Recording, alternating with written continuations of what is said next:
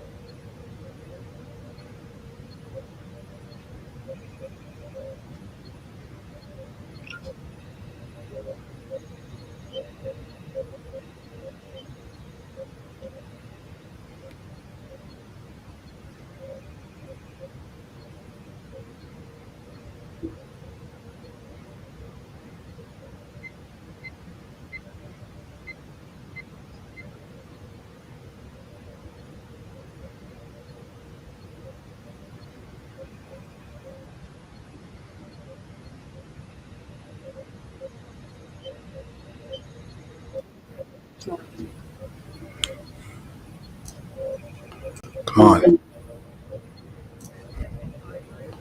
Hello, sir. So how was your Saturday? Hot. Short. So which car show did you go to? We didn't end up going. My brother didn't feel great. And it was just epically hot. Like I was bummed at the beginning, but I couldn't blame him as the day went on. It was unbearable. Yeah. And it was just a better idea. It was 90 degrees with 83% humidity yesterday, I remember. There was no way that the humidity was only 83%. Not a chance. Not a chance. It had to be more. I mean, it was really brutal. I am trying to do some sharing.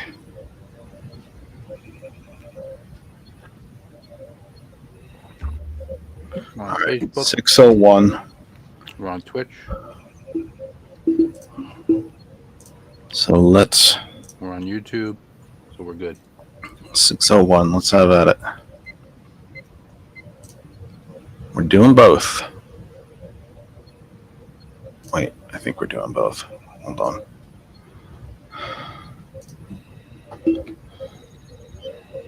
Oh boy. I'll monitor.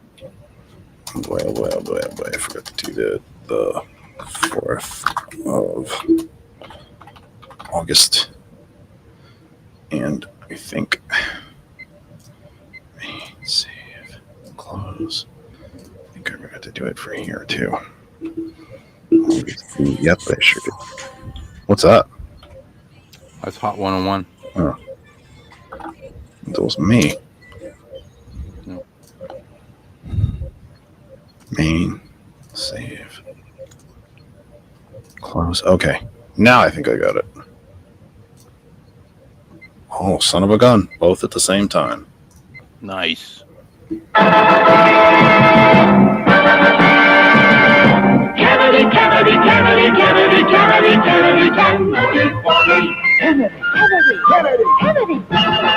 do Do you want a man for president who's seasoned through and through, but not so doggone seasoned that he won't try something new? A man who's old enough to know and young enough to do? Well, it's up to you, it's up to you. It's strictly up to you. But it's Kennedy, Kennedy, Kennedy, Kennedy, Kennedy, Kennedy, Kennedy for me.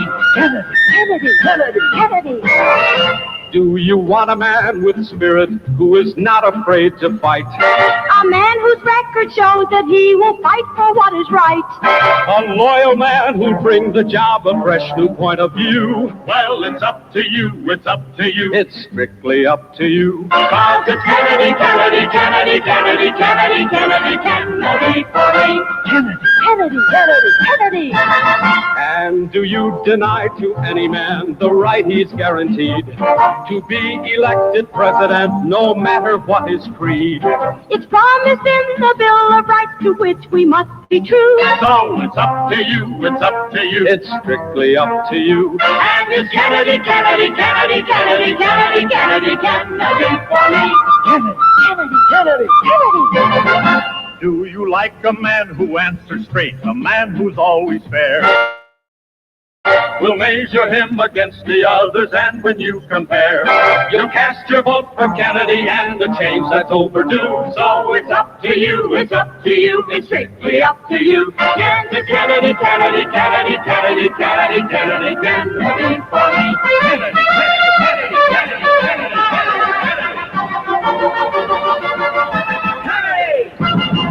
Welcome from my humble second bedroom here in the Saucon Valley, part of the Lehigh Valley, in the Commonwealth of Pennsylvania, part of these United States, North American continent, Western Hemisphere. I forgot my own show opening. On this planet Earth, the only one we have third rock from the sun in the Terran solar system. This, part of the Milky Way galaxy. Told you, I forgot my own opening. And this is the Kennedy Effect, live with you for Sunday, August 4th, 2024. A bit of a historic program, if you will. In that, I will tell you about the historic nature of the program as well as the business end of the program. We can do that all together. So because God knows the business end of the program is terribly exciting. Like really properly exciting. Not so much. I'm completely full of baloney right now because it really isn't. Except that it is part of what we have to do. But that's, we do that, don't we? Let me do the business end of the program. Let's start with Facebook. We are live right now on my personal Facebook, Jeff Kennedy. We have been able to share the program, oh my goodness, that's not the right place to look, 103 places today. Thursday, we made it to 108. Wednesday was, George will probably remind me, I think we were at 105. The funny thing is that Facebook continues to block us from sharing everywhere that we have been allowed, at least in previous weeks, to share into groups that we've been invited to, groups that I'm the administrator of, for goodness sakes. They block me from those.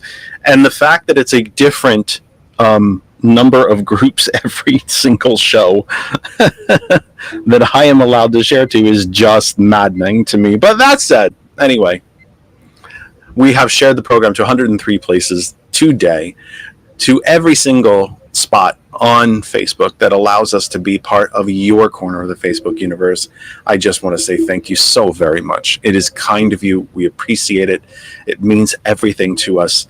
To every single group, large, small, local, regional, statewide, national, global, regardless of whether it's more about radio or more about politics, to everyone who allows us to be a corner your corner of the Facebook universe. I say thank you very much. We couldn't do it without you. It means everything to us. We couldn't survive if you are not there helping us out. Right, guys, we've been through a billion times on this program. There is no real budget. If anything, our budget's negative red numbers. But good folks and good administrators like you all will allow us to be part of your corner of the Facebook universe. We thank you immensely. We couldn't do it without you. We are live right now on my personal Facebook, Jeff Kennedy, live on the home group Facebook page for all things surrounding the Kennedy Effect and TKE tonight. It's called That Other Side of Information. That's our group, That Other Side of Information. You can watch there as well. I will do my absolute best, my absolute level best to let you know, or I should say, that's not what I meant to say. I will do my absolute level best to make sure that I try very, very hard to watch for your comments and your questions from all of the other groups other than my personal Facebook and That Other Side of Information. If you are watching at the Lehigh Valley Young Democrats or Flip Pennsylvania or the AOC Progressives or any of the places that we've sent it, I will do my absolute best. You have my word to keep an eye out and look for your comments and questions. Your comments and questions help drive the program. George has not been able to come and visit me yet to do the upgrades on the computer. We're expecting that to happen about 2 weeks from yesterday. And then we will be able to take phone calls the normal way, where everyone will be able to hear you, guests, listeners, viewers, all of it. For now, for the rest of today, at least, and for the next couple of weeks, it's still the old-fashioned way. We'll do the phone to the microphone. We are also, here comes the historic part of the program. We are live right now on 2 global internet radio stations at the same time.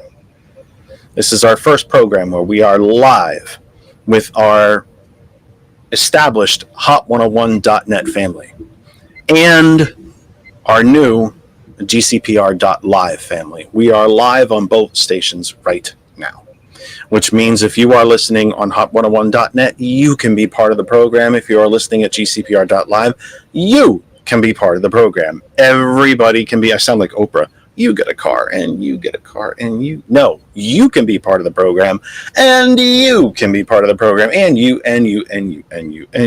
from all of these different places. So we are live right now across Facebook. We are live at my Twitch channel, Jeff R. Kennedy. We are live at my LinkedIn, Jeff Kennedy. We are live on our YouTube channel, That Other Side of Information. And we are live. The audio is blasting around the globe on 2 internet radio stations now. First time for that for us. Really kind of exciting, neat thing. We are live right now at Hot101.net and GCPR.live. Hot101.net, of course, one of the originators. Kind of both ends of the spectrum here today with the 2 stations that we're on. We have one of the very originators, one of the very beginners of global internet radio. That is Hot101.net. And, of course, a brand new venture that's only a month old in GCPR.live. Now, for Hot101.net, if you don't know how to listen to Hot101.net, then you sure as heck has not been listening to me for the last 5.5 really years. Now, it's so simple to do. If you can connect to the internet anywhere below, on the surface, underwater, or above Earth, you can listen to Hot101.net. It is exceptionally simple, and I strongly, strongly encourage you, not just because I am a part of the Hot101.net family, but because of the other folks who are in the Hot101.net family. You should be listening to Hot101.net. Extremely talented people spinning all sorts of music, more than you could ever really imagine, on Hot101.net. It's not all club and hip hop. It's oldies and it's 80s. And someone did an African beats show, which was amazing, the way it was all weaved together. That's the part of it that I could never get, weaving all these things together almost seamlessly, making the old sound new. check it out. Hot101.net. Our name is our web address, www.hot101.net. .net, not a .com or a .org, a .net. www.hot101.net. Desktops, laptops, tablets, phones. You can Bluetooth it to speakers. You can Bluetooth it to headphones, earbuds. You can Bluetooth it in your car. You can tell Alexa to play hot101.net. And we strongly encourage you to do so. We are live also on gcpr.live. If you don't know how to listen to gcpr.live, it's really quite simple. Go to the website, gcpr.live, live, gcpr.live. Go to the website. We'll tell you everything that you need to know about how to listen to us. Not just me, but everybody. And in fact, live on GCPR from 9 p.m. About 3 hours and 45 minutes from not 3 hours, my goodness, Jeff, do math. About 2 hours and 45 minutes from now, 9 p.m. Eastern, The Villain's View comes up following us on gcpr.live. Hot101.net returns to the most excellent music, and you will also be able to watch The Villain's View on that other side of information as well. We're everywhere. It really kind of is that way. Sounds very, I don't know. You don't know, George, if you'd call it egotistical, but I mean, it sounds kind of, sounds a little inflated, but honestly, in all honesty, we are everywhere. There is nowhere that you can't find us. And again, if you're not sure where to find the Kennedy Effect, if you're not sure where to find, then go to hot101.net. You can find out from there. You can find me on Facebook. You can find me on all of these social media platforms. If you just Google my name, you will find us. Same thing for hot101.net. You're not sure how to listen to it. I just told you how to listen to it. In fact, I forgot to tell you about the apps for hot101.net, Apple App Store, Google Play Store for Android, and for all devices, especially devices that are not Apple or Android, you go to the TuneIn radio app, go to the search bar, and type in hot101.net, and you can find us. Don't know how to listen to GCPR? Just Google GCPR or DuckDuckGo if you don't want your search history followed. Go to DuckDuckGo and type in gcpr.live. You will find us. The website will tell you exactly where to find all the shows and how to listen and watch them. That's all the business end for this evening. I want to say hello to Patty and thank you for being here. There's some folks in the room. Now, we are scheduled to have a guest this evening. However, she is not here yet, and that's no problem. She is, I did speak to her earlier today. She's expected on the program. She was traveling and kind of needed to get herself set up in her hotel room, actually. So I have a feeling that might be why she's a little delayed.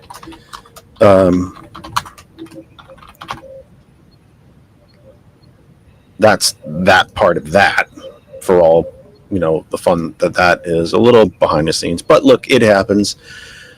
We're only human, and we're leading lives. And our guest is Pastor Melody, who's supposed to be here tonight to talk about my favorite topic, really recently, kind of been my favorite topic for the last maybe year or more. And that is the intersection of politics and religion. The difference between the actual Jesus Christ and the Republican corporate for-profit Jesus Christ. The difference between the Jesus Christ that said, love thy neighbor, welcome the immigrant, feed the hungry, clothe the naked, house the homeless, and the Republican Jesus that says, those people are throwaway people because they might have a different shade of color skin than you, and they don't generate profit for billionaires, so to hell with them. No pun intended. So that is what we're expecting to talk about with Pastor Melody when she arrives. And I am expecting her. So I did Melanie. Did I say Melody? I think I got it wrong. Because I know why, because her email address, the way it's written, it looks like Melody, even though it's not her name. I think I'm getting kind of messy with that, but anyway, I believe she was traveling to a conference today that is starting tomorrow, so she needed to get set up in her hotel room, and I think that's probably what's delaying her. But no worries, it happens. Any guest that comes on this program, any guest, in fact, you as listeners and viewers, are donating your time in a manner of speaking. So the fact that she is not here or, late or whatever is not anything for me to be complaining about, because she's donating her time to us very kindly. So, we don't pay people to come on this program because there's no money to pay anyone to come on this program. In fact, it would remind, I would ask George to remind you all, as I try to get a drink because I have cotton mouth. George, what is the budget of the program again? What's the number that we like to bounce around? Mr. Blutarski, 0.0. It is indeed. I'm so sorry for sucking down so much water. So we decided Kristen and I had a very busy weekend. Lots of errands to run. We got our wedding rings. They're not in our hands, but we picked them out and we started to sort of pay for them. We got Daisy a new bed. She had to go to the vet. We did tried a new restaurant, which is actually right here in town, and I recommend it highly. Then again, they didn't pay to advertise, so we probably shouldn't throw too much of it out. And then again, like most places that we approach to advertise here, they might be afraid of political advertising. But I would tell you, just kind of out of happenstance, Taste of Italy on Main Street here in Hellertown, Pennsylvania. Try it. It was fantastic. It was really brilliant. Great. So we did that today, checked out a house, got that new bed for Daisy, and went to Music Fest. Tried to shove in a couple of hours at Music Fest, and we did do some festing. I had an adult beverage, probably the first one in weeks. I don't drink much like I used to when I was younger, for sure. I happen to enjoy adult beverages. I think they're tasty and I like them. So I like to have one every now and then. So we did stick one in, kind of wiggled one in there today, and I ate while I was there. And first off, it has sucked all the moisture out of me. I'm completely soaked because it is so hot outside. And actually today is, in a manner of speaking, cooler than it was yesterday. The feel temperature, real feel temperature, skin feeling temperature, yesterday I want to say was 105. It may have been even higher.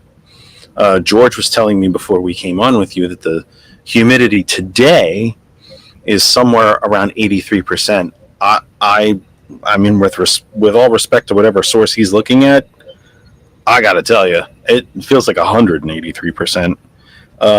It's 86 now. It was not supposed to get that warm today. It was supposed to be in the low 80s. And it feels like it's 92. No, it feels like it's about 102. And I don't know. I was trying to find the humidity. Let's see, the Weather Channel redesigned, and I lost some of that stuff. Maybe the hourly has it? No, it doesn't. I really wanted the humidity. 65%, which is absolutely bull, you know what. It's about 165%. It's so humid. It's insane how humid it's been this summer here in Lehigh Valley. It's hot in summer. I get it, man. It's hot. Summer. It just is. But holy cow. It's the humidity has been stifling. Gosh almighty. It's been absolutely stifling, truly, honestly. And I like summer. I really prefer summer to winter. I would rather hot than cold. just because I'm old now and my body really hurts and I can't take the cold. There's something about the way some folks in the heat will just say, I can't breathe, I can't move, I'm all wet all the time and all. And that's part of it. I'm literally I'm only just drying out. There's a shirt underneath there that is stuck to my body. And I'm still kind of sweating, and it just so humid today, and it felt like it was over 100 again. I'm sorry. The Weather Channel can tell me that it feels like only 93. Sorry. This Weather Channel app put us at 193. I would have agreed with it. My gosh. Terrible. Unbelievable how hot and humid it is out. But we stuck in, tried to jam in a couple hours of Music Fest. We saw a great show Friday night. Tried to stick in a couple hours today. I think the only other time we might have to go is maybe Friday night and maybe next Sunday. Because it runs for 12 days. No, is it 12 days? No, it runs it is 12 days. Thursday to Thursday is 7 and 10 days. 10 days. So anyway, that's kind of what we did today. So I'm going to be taking in water at alarming rates because I'm completely dried out. And whatever I ate at Music Fest, which I'm embarrassed to tell you what I ate there, is not sitting well. So this could be a really quick show. Jeff took a couple of Zofran when he got home to try to settle his stomach. And it ain't going well so far. I feel really nauseous. Well, I know exactly what I ate. I'm not going to tell you what I ate. It really is childish and embarrassing. But it is not sitting well in the old belly.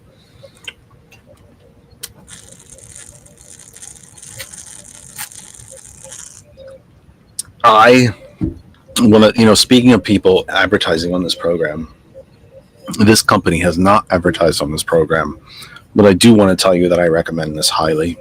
It's the Circle.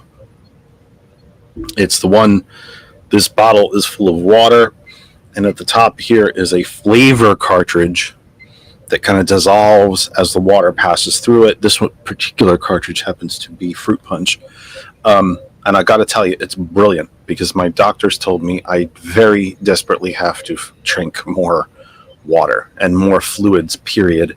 And not really fluids that are some of my favorites like coffee and soda and absolutely no tea whatsoever. So for an Irishman not to drink tea. But that said, I am drinking more and more water. And if you are as bored with plain water as I am, I think this is for you. It adds just some flavor to it, some sweetness, and even though I think there's no sugar in it, many of the cartridges have caffeine, which is a way to get caffeine without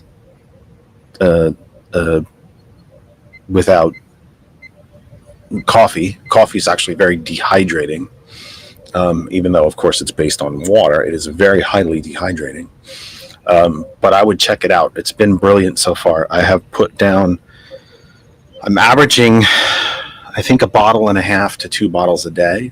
And for me, that is only about 1.5 bottles to 2 bottles more than I was drinking. So it's actually quite good for you. It's doing wonders for me. And I would strongly recommend it. I'd like to say that I think I'm losing a tiny bit of weight. I feel like I am. I sure as hell don't look like it. That's for sure. Some guys will talk about how they have a great 6-pack, or some will even say an 8-pack. I have a beer ball. It's kind of a beer ball. I look like I'm about 6 months pregnant. But I do think I'm losing a tiny bit here with all this water and with all the water, and concentrating on getting as much liquid into me as humanly possible. But anyway, that's, a lot of here nor there, kind of a catch up for our Hot101.net audience, kind of a catch up with you since last week. For our GCPR audience, I last saw you Thursday. So what do you say we get into the heart of the program? I probably should BS with you for 3 more minutes and then reset. at the bottom of the hour. But that said, George says I have excess shielding. Yeah, I suppose that's one way to put it. Padding. Shields against phasers and photons. Yeah, I wish. I think it's really more just padding. But hey, doctors have been very explicit. I simply must drink more. So I'm trying. I'm doing my best. And unfortunately, when they said drink more, they didn't mean adult beverages. They meant water. I'm not a big drinker anyway. I do enjoy adult beverages, though. I have grown to become very fond of cider, of hard cider, especially odd. No, I wouldn't. Odd's probably not. The off flavor, if you will. Everybody thinks of cider. They think of hard apple ciders, which, of course, is kind of the mainstay. But I happen to enjoy Magner's pear cider. There's a cider manufacturer just about a half hour north of us in Mount Bethel called Hardball Cider. They make a raspberry apple, which is really extraordinary. Today I had a ginger and cranberry cider, which was brilliant as well. Very tart, very dry. Maybe that's part of why I got dried out. Had a good old-fashioned Coca-Cola to try to replenish. That didn't help. It really is only water that does it for you. And I got it. I mean, like I said, it says it's 83 out, and it feels like 91, 191. And then when this, especially when the sun comes out, there is. You folks know I'm not a conspiracy theory guy. I'm truly not. I do think there are some things that are labeled conspiracy theory that I do happen to believe in. I think if anybody thinks that we are the only intelligent, sentient life in the galaxy, even our corner of the galaxy, let alone the entire galaxy, let alone the entire universe, you are sadly mistaken. But I do think that I believe, and science tells us, global climate change is primarily, though not exclusively, responsible is responsible by man and by manufacturing and by burning fossil fuels at a staggering rate. But you would be hard pressed to tell me that there's not something a little different with the sun. I just don't remember the sun being so intense when I was a kid. I could be out in the sun for 10, 12, 14 hours a day, especially when the days were at their longest. Daylight was at its longest. We know the days don't actually get any longer, but the daylight was at its longest. I could be out, and I used to tan something beautiful. I had a lovely, gorgeous tan by the time we went back to school in September. But I don't anymore. If I'm in the sun for more than 2 or 3 minutes, I begin to burn. And you can just feel yourself burning. And I'm sure you all know what that feels like when you're getting a sunburn. You can just feel it. You just feel the heat against you, and you feel like you're burning. And it only takes me a few seconds to feel it. Soon, if I walk out to take Daisy for a walk and that sun is super intense, I can feel it. My arms, my scalp, especially because my hair is pretty thin. It might look relatively thick on camera, but trust me, it's pretty thin. I also keep it extremely short. I just feel like I'm burning, and I really do happen to think that there's something different with our sun that maybe we're not necessarily being told about, or that we haven't, or at least it hasn't been explained to us very well. And I do think that's a contributing factor. Now, listen, if we stop burning fossil fuels, the sun can keep doing what it does, and we will dramatically improve our lot here on this planet. But if we're going to keep burning fossil fuels, then whatever is or is not happening with the sun is almost irrelevant. But anyway, that's just a couple random thoughts there. 6:32 Eastern Time. This is the Kennedy Effect live with you for the 4th of August, 2024. We are live right now across 150 3+ places on Facebook, wherever you might be in the Facebook universe. If you have allowed us to be part of your corner of the Facebook universe, then we thank you immensely.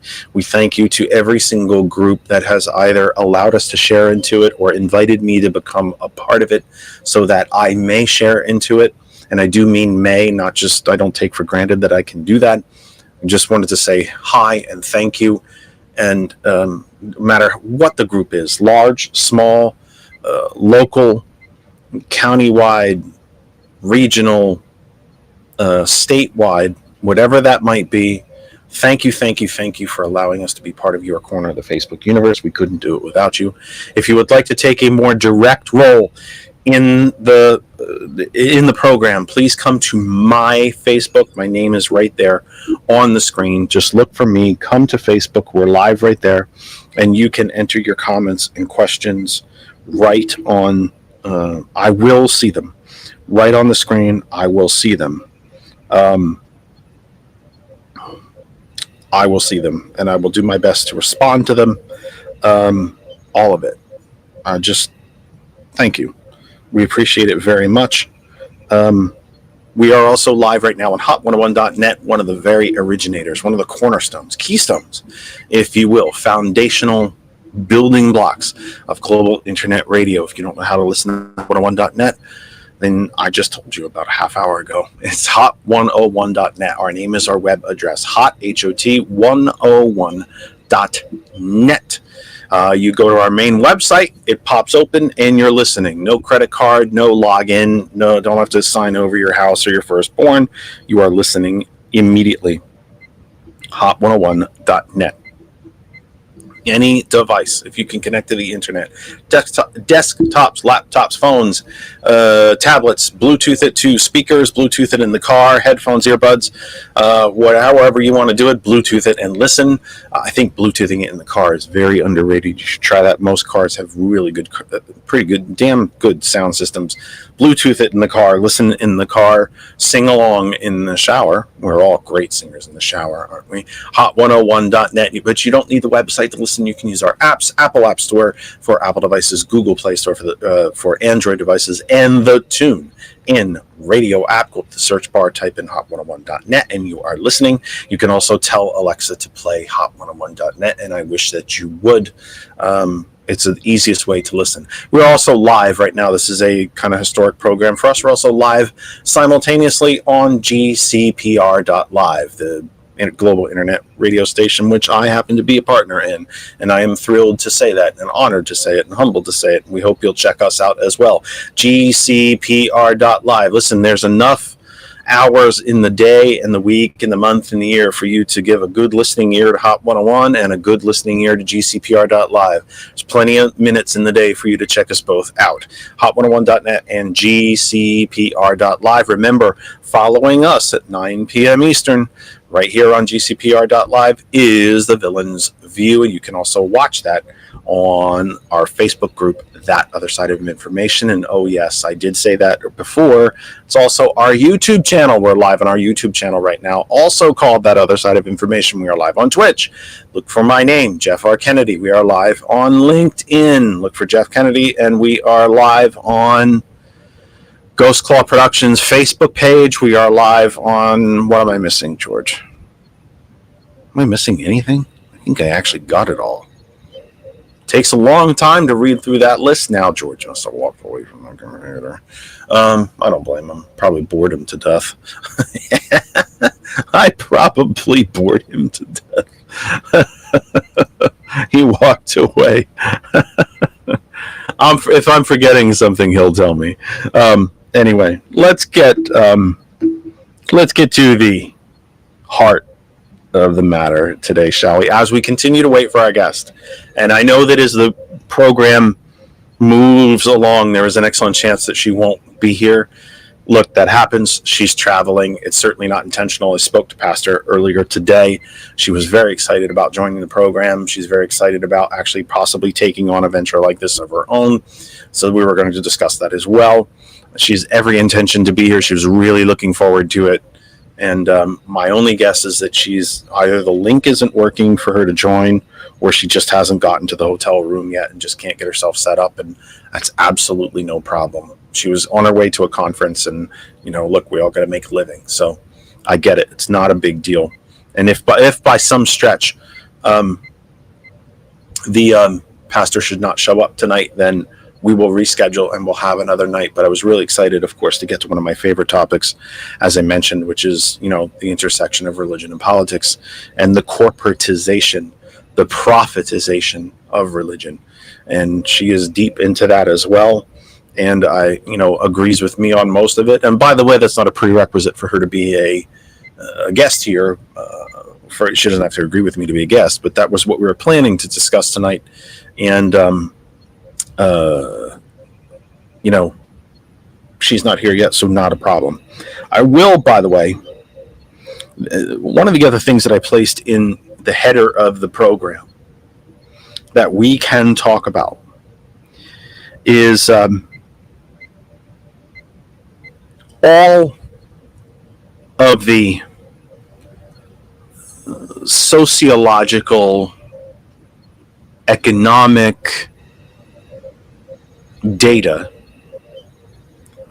proves, not just opinion, but proves that nations that are run by women are better run nations. They are happier. Their populations are happier. They are more optimistic. Their populations feel more secure, more economically secure, more more foreign policy type secure. They are better educated, and their populations pursue education, especially expanded education, at higher rates. Their lifespans are longer. The wealth gap is smaller. Taxes on the ultra wealthy are higher. Corporate protections of the populace, i.e. regulation, are stronger and more adhered to and more enforced. And so the question, i.e. I would point you toward the longtime chancellor of Germany, Angela Merkel, the immediate former prime minister of New Zealand, Jacinda Ardern. Right now, Finland is run by a woman. The prime minister's name is escaping me at the moment. Even Italy. And there was a lot of trepidation about the election of Prime Minister Meloni in Italy because she ran as a very far-right anti-immigrant candidate. She actually came from the rebirth, if you will, reconstitution, and I don't mean constitution in a good way, of Mussolini's fascist party. In fact, Mussolini's familial descendants actually they run that party. It is Mussolini's own grandchildren. I'm not making a joke. It really is. It's his descendants have kind of coalesced these groups on the right, and they have rallied behind them. And while the Mussolinis themselves have not run for office, to my knowledge, if anybody wants to disagree with me, they're welcome to do so. Or if anybody wants to correct me, is what I really meant to say. I'm correcting myself about correcting myself. Please do so. Please do so. But I don't believe the Mussolinis themselves have run for office, but they are running the party. They are running this far right kind of coalition of groups and parties. And the PM of Italy, Miss Meloni, is a product of that, of those factions, of that coalition, if you will. and she ran pretty darn hard right. It was the corporatist message, of course, was very buried.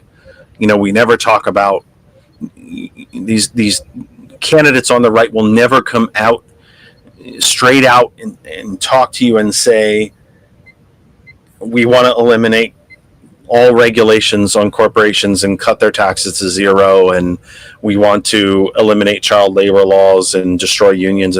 It's a great point that Senator Sanders made when he was running for president in 2016.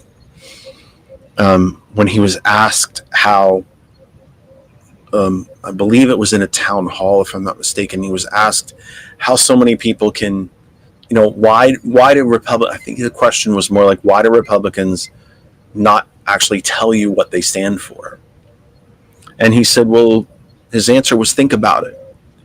If Republicans really stood on stage at a rally or a forum, or working a rope line one-on-one, or talking to voters individually after a rally or in a debate stage, and actually told you what they stand, well, not necessarily what they stand for, because you really stand for anything, but if they actually told you that the so-called policies that they support, or at least the policies that they have been paid to support or bought to support, no one would ever vote for them.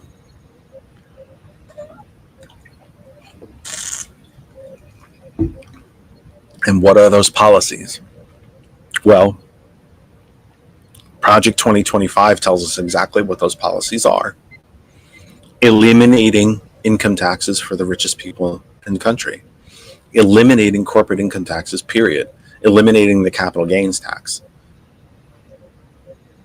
Eliminating the inheritance tax. Codifying in the Constitution that corporations are people and that money is speech, when we absolutely know that is false. In fact, it is anti-constitutional. I don't want to say unconstitutional, because the Supreme Corporation told you it was constitutional, or at least in their current makeup, it is their opinion that it is constitutional. I think anyone with a brain knows better. And you don't have to be a constitutional scholar to think that way or to feel that way. But it is what the Supreme Corporation has told you, is that money is speech and corporations are people. Project 2025 would codify that in written language in the Constitution, that corporations are in fact people and that money equals speech. It's interesting, if a person murders someone, they can be arrested for murder. If you rob someone's house, you can be arrested for robbery. If an elderly dying individual has their bank accounts cleaned out by you, the caregiver, or the institution that said senior citizen might be being housed in, that institution, that family member or guarantor of the estate, if you will, can be sued and can be sent to jail. But when corporations rob you of everything, that's okay, because they are limited liability corporations and they're protected by law. Well, maybe all of us should incorporate then and protect ourselves by law. And when it comes to that, corporations don't want to be people. When they kill, and they do. When an auto manufacturer's cars are known to be unsafe, and paperwork and emails and conversations and are brought out either through litigation or through government investigation, that we knew the gas tank exploded, but it would have been really expensive to get new gas tanks. They pay a fine, which is nowhere near the worth of the corporation, and they get away with it. But why aren't they charged with murder the way a person would be? If they want to be people, then they should be people. Individual people are limited to a total of $2,400 in campaign donations to any one single campaign. So why do corporations get to donate millions, if not tens of millions, if not hundreds of millions, to political action committees? People can't do that. Well, they can, actually. Individual billionaires can do that. The rest of us can't because we can't afford it. But if you and I wanted to make a direct financial political donation to a candidate, we would be limited throughout the course of an election cycle to a maximum of $2,400. So why aren't corporations limited to that if they really want to be people? And it was Senator Sanders, I shouldn't say was, he still believes this. It is his conclusion that if a Republican candidate takes the stage and looks at you and says, and you look at that Republican candidate and they say, what do you really want to do in office? And that Republican politician looks back at you and actually told you the truth, that no one other than the richest people in the country would ever vote for these candidates. That has been his position since 2016. And I happen to believe that he is 1,000% correct. Imagine, if you will. You would have to imagine it because no one would ever have the stones to be this honest. Imagine a Republican candidate taking the stage and you respectfully, which I always demand of people, whenever they go see candidates or whenever they counter protest or protest themselves, always be respectful of law enforcement, be peaceful. It is your constitutional right, by the way, to gather and petition your government for redress and to protest and so on. But it must always be peaceful, always, and respectful of law enforcement, always. But if you as a member of the public stood up at a town hall or a forum, of course Republicans don't do those things anymore because they don't want to face actual questions, but even if by some stretch of the imagination one were to do so, and you stood up and said, tell me what you honestly really stand for. What do you want to do in office? And imagine that Republican candidate looking back at you and saying, well, I'd like to eliminate Social Security. I don't want to just privatize it. I want to end the program, period. Medicare, I would like to end that as well. And Medicaid, of course, would need to end. I would like to close the Department of Education. I'd like to close the Department of Energy. I'd like to close the Department of the Interior. All the financial regulatory agencies like the federal, the Securities and Exchange Commission, and so on, I believe they should be shut down. The regulatory powers of the FDA to protect your food from killing you, I think have already been overturned by the Chevron decision, but I think we could probably just go ahead and shutter the FDA because we believe that these corporations can quote unquote self-regulate. I would eliminate taxes for the top 2% of income earners and eliminate all corporate taxes, and I would eliminate all capital gains taxes. We would raise taxes on the poorest people because that money has to be made up from somewhere. And because the rich folks own me, I can't take it from them. So I would take it from the poorest among you. I don't believe you have a right to see a doctor. If you can afford it, great. If you can't, then you just don't get it. And I think in education is basically the same way. You have no right to that. But if you can buy one, then good for you. I also happen to think that land property owning white males are pretty much the only people in the country who should be voting. Now imagine a Republican candidate saying all that.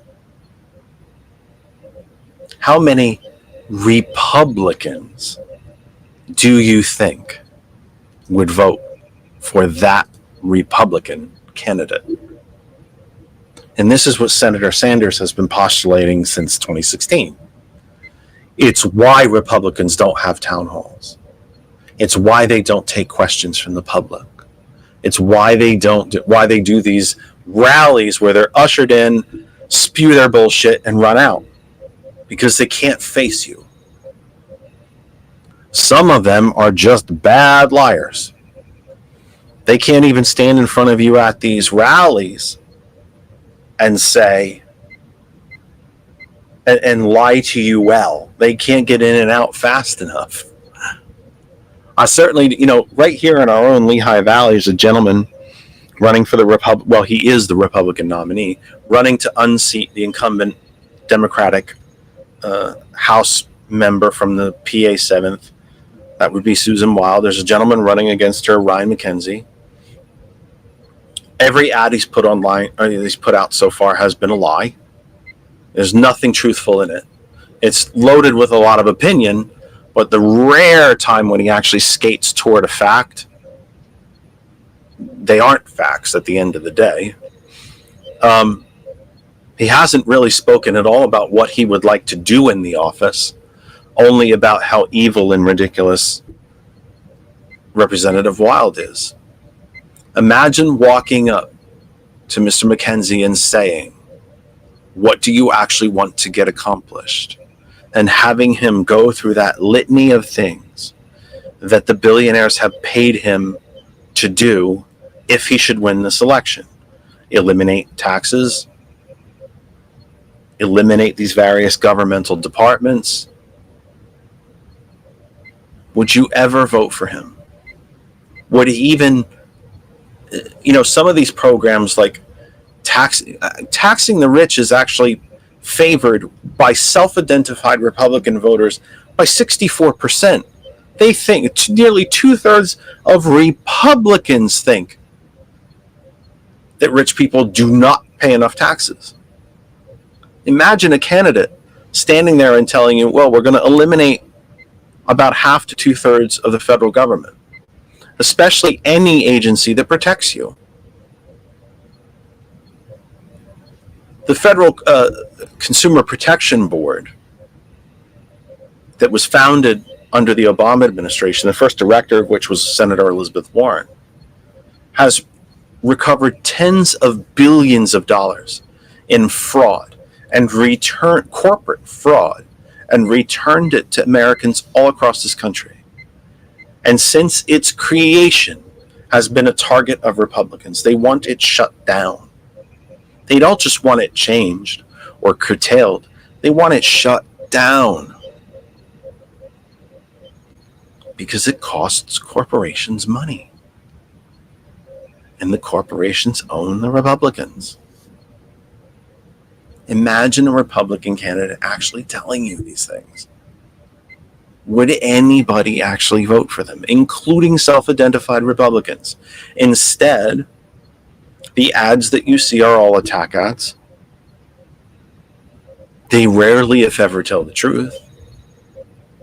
They certainly never have just the candidate himself, herself, looking into the camera saying, I'm running because of this. I believe in this. I believe that government can help with these things. It's all attack, lies, fear. Be afraid, be very afraid. Brown people are coming for you. Be so afraid, brown people. Brown people are coming. I would ask you all to do a little bit of homework. This is really easy homework. And we can talk about this throughout the week on our weeknight program.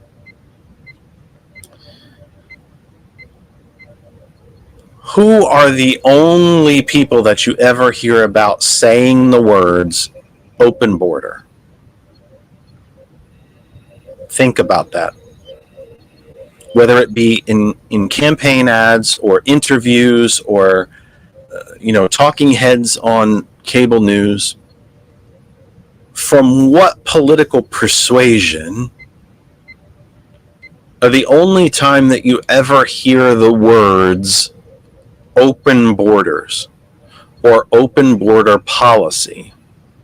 Think about that.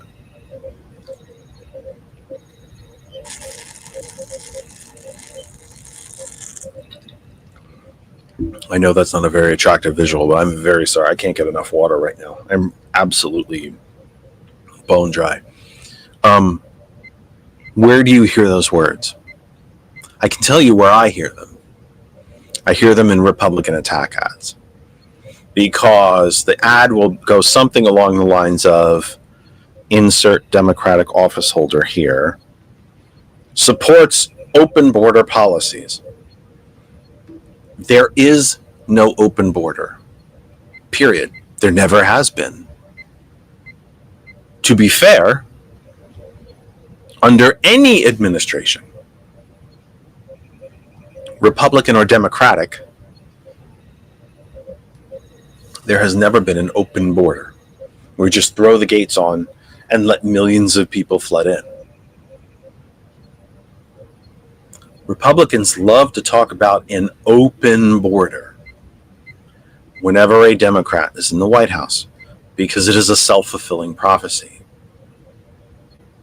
Folks in Central and South America, when they read their local newspapers or when they talk to their families who are citizens in this country, I heard Ted Cruz say on the radio that we have an open border. Come on up. I heard Josh Hawley say that we have an open border. And then you can fill in the blank of whatever Republican that you're talking about at that time. So-and-so said we have an open border. Come on up. You can live with us until you can get on your feet. Except there is no open border, and there never has been. And to be fair, under either administration of either party, there has been no open border. But they say it. And they say it to create the crisis so they can have something to run against. So they can have an issue to talk about. Quickly, the facts at the border are as follows. Net immigration is down. It is lower than it was when Trump left office. Deportations are up. They are higher than they were when Trump left office. And then the other kind of BS about immigrants are getting Social Security cards, they're getting driver's licenses, they're getting free health care, none of which is true. The only health care they get at the border is if they have a broken leg, it will be healed, it will be set. If they have wounds and cuts, they will be cleaned and bandaged.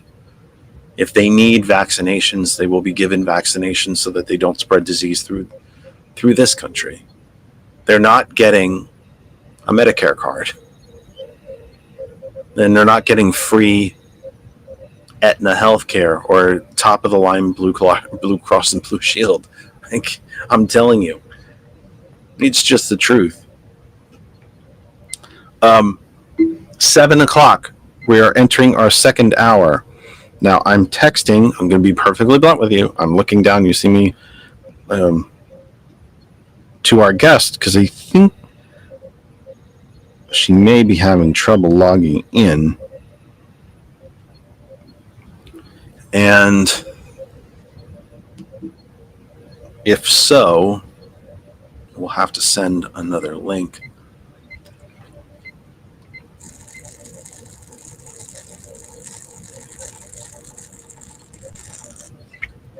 Oh my goodness, I can't get enough water. Ugh. Wow, like I know it's healthy, but my goodness, at some point, shouldn't my body just say, okay, enough already? But I just keep bringing in the water.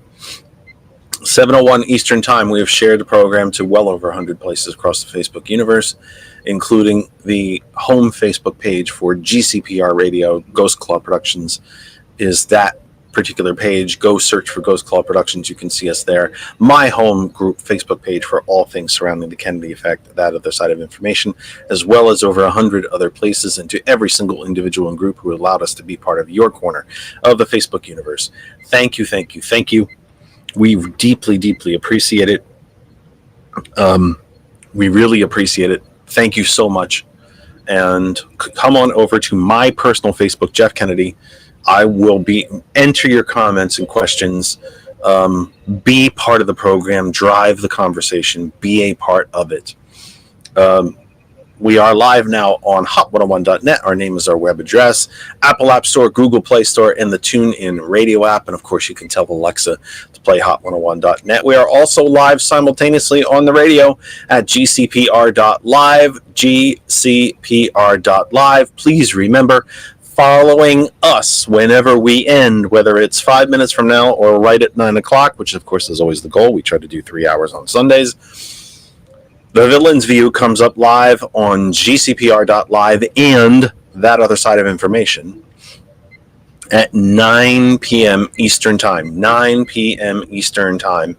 The Villain's View with our partner, my partner here at gcpr.live. That is Sergeant Mac Thomas McCormick. The Villain is live from 9 p.m. The Villain's View on gcpr.live. We're also live on the TCP Media Group, which continues to be an exceptionally important source of information on Facebook. It is based in the Lancaster, PA area, but I'm telling you, wherever you live, I think the TCP Media Group is a place that you should check out and keep up with. It is a really good place to get information. So a guest is trying to get in. I honestly don't know if she's having issues or internet issues or a problem with the link. I don't know. I'm not quite sure, but we're working on it. Please know that TKE tonight, we will be back with you tomorrow evening from 8 to 9 p.m. Monday through Thursday on gcpr.live.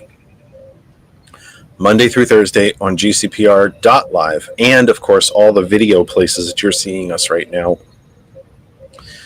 all of the social media outlets as you're seeing us right now. We are live Monday through Thursday, 8 to 9 p.m. You can catch George on his program with Gilbert called The Help Desk. And if you have problems with your computer programs, with the setup of your computers, with what computer should I buy, what kind of processing power do I need, what kind of operating system do I need, what's a great new game you can recommend for my computer, what kind of microphone, headsets, what kind of game pieces do I need, what's a good gaming chair. George is always trying to talk to me about getting a good gaming chair to try to save what's left of my back. You can call the help desk. What do you do at work? You call the help desk. What do you do at gcpr.live? You call the help desk. George and Gilbert are on Tuesdays, every Tuesday, including this coming Tuesday, from 6 p.m. Eastern. 6 p.m. Eastern. It's really good for you folks out on the West Coast because you're still at work. You could actually call the help desk live on the air while you're working to solve your computer problems. I think that's pretty freaking fun, and I hope that you do soon. So anyway, the Villain's View coming up after us, 9 p.m. here at gcpr.live, and That Other Side of Information on Facebook. Sound of Coffee tomorrow morning from 8 p.m. Geez, I just said tomorrow morning, and then I said p.m. Sound of Coffee from 8 a.m. tomorrow morning. And the help desk on Tuesdays, as well as all the other programming. One of these days, I will take the schedule, the link for the spreadsheet that has the schedule on it, and I will share it into the chat, and you will be able to see the schedule. Phone line is open, 267-227-9189, 267-227-9189. It's going to have to be the old-fashioned way for at least another couple of weeks until George can get here and upgrade these two computers.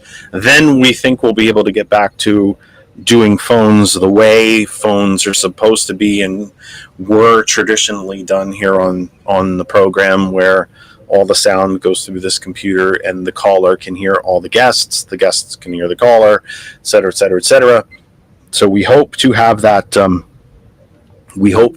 back with you as an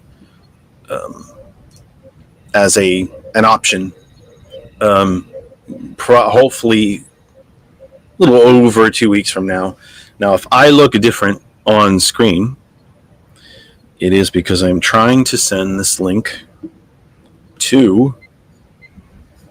And George, I'm going to copy you on this so that hopefully you can help Pastor in the background here. Did I spell her email wrong?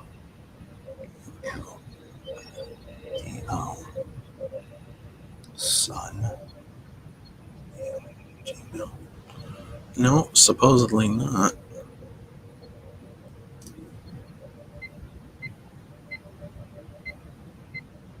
No, supposedly that's it.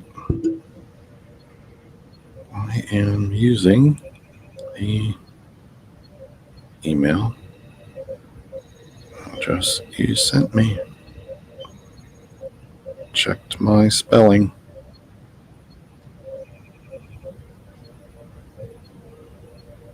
A lot.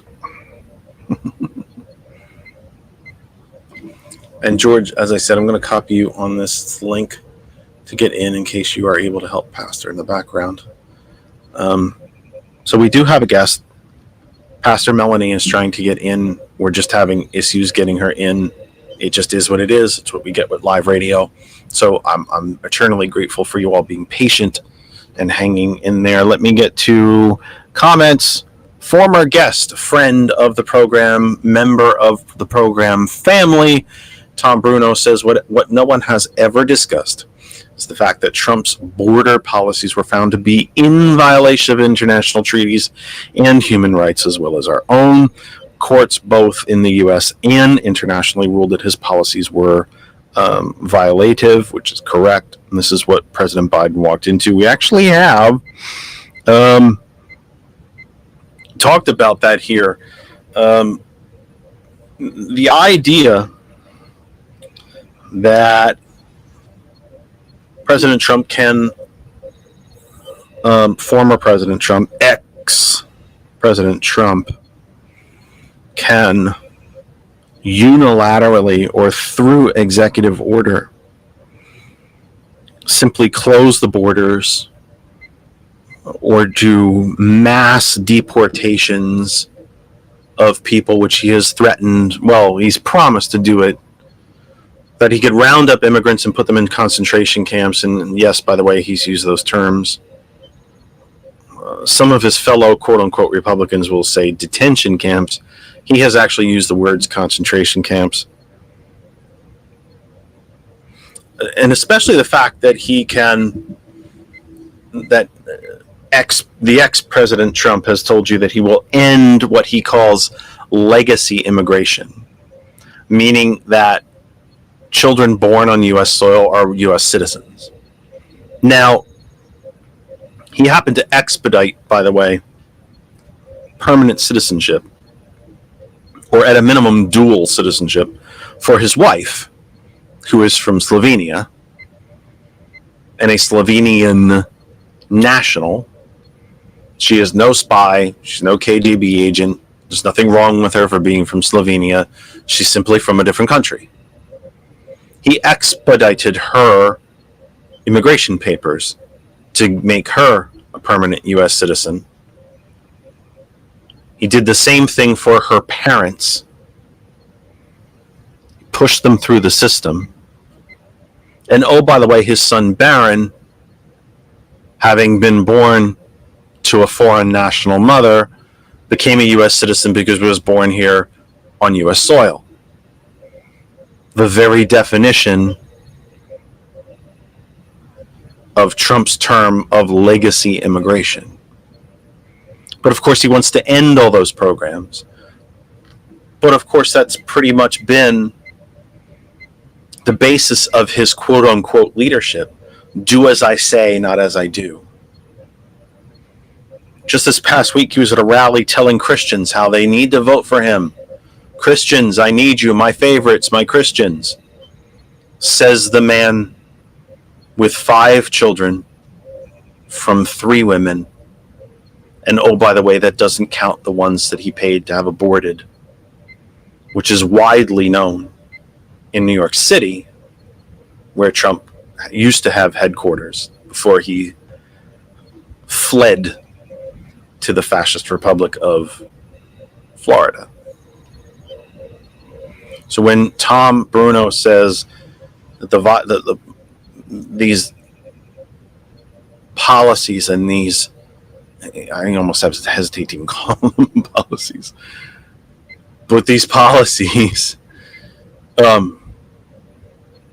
could just be put into place through Trump's own will or whim, or because he said it out loud, or the way he supposedly declassified documents by just sort of looking at it and thinking, I'm going to declassify this. Didn't tell anybody else, of course, but in his own brain. Tom raises a very excellent point that these programs at the border, if you believe, by the way, that they are the wrong policies, that's fine. But they can't just be changed with a whim. Some of them are international law. Not just U.S. law, but United Nations negotiated treaty. They are international law. You cannot just walk away from international law because one orange individual promised that he would.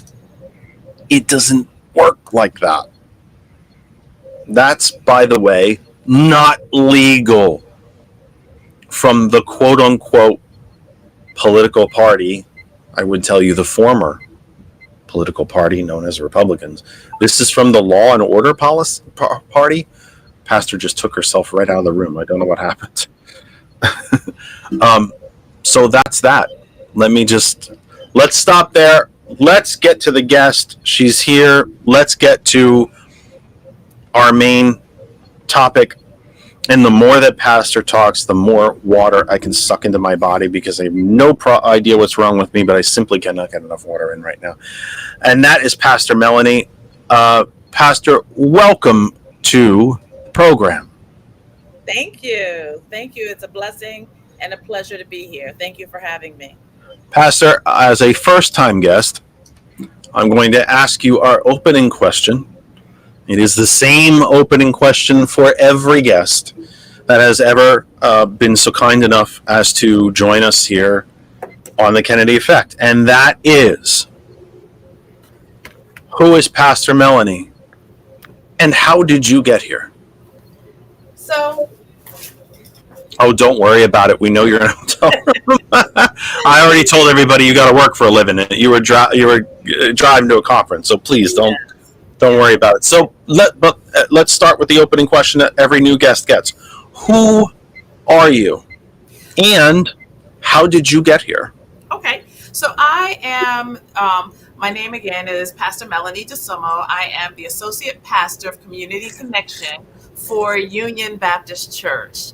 And also I'm a business owner. My company is called Precision Talent International, and I facilitate human resources training, primarily leadership development, and some diversity, equity, and inclusion, and other soft skills training across the globe. I also, I'm a subcontractor for Harvard, and I teach within Harvard Business Publishing. I'm also a grandmother, a community activist, and also an Allentown, Pennsylvania resident. And how did I get here? So I work on the Juneteenth program with April Riddick, who is she is one of our commissioners for the Lehigh County. She's a Lehigh County commissioner and very dear friend. And she introduced me and thought I would have something important to say here. So I really appreciate your inviting me to be a part of this. She spoke very highly of you, very highly of this show, and it's really exciting to be here. Thank you. You mentioned something in your opening that has become a real political hot button in the last, say, week or so. And that is DEI, diversity, I'm forgetting why am I equity and inclusion. Yes. I'm having a brain cramp.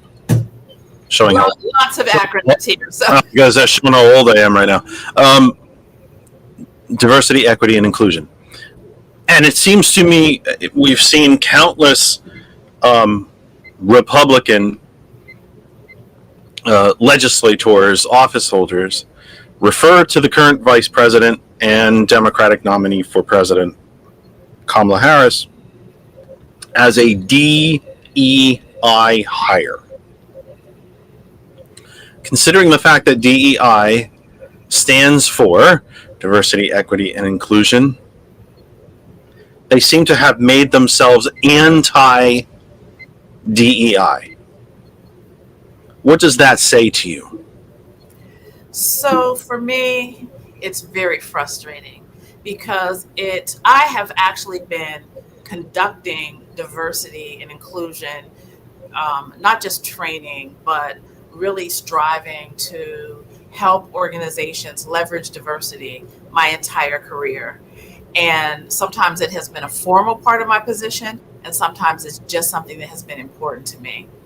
And it has felt, previous to recent activity or the recent situations, it felt like we were making a lot of leeway. Organizations have been recognizing the impact of having diversity on their staff. There's so many studies. McKinsey is one of the primary organizations that has done several studies about it. And what they find is that organizations that leverage diversity far outperform their peers. And this is consistent across corporations. It's consistent across nonprofits.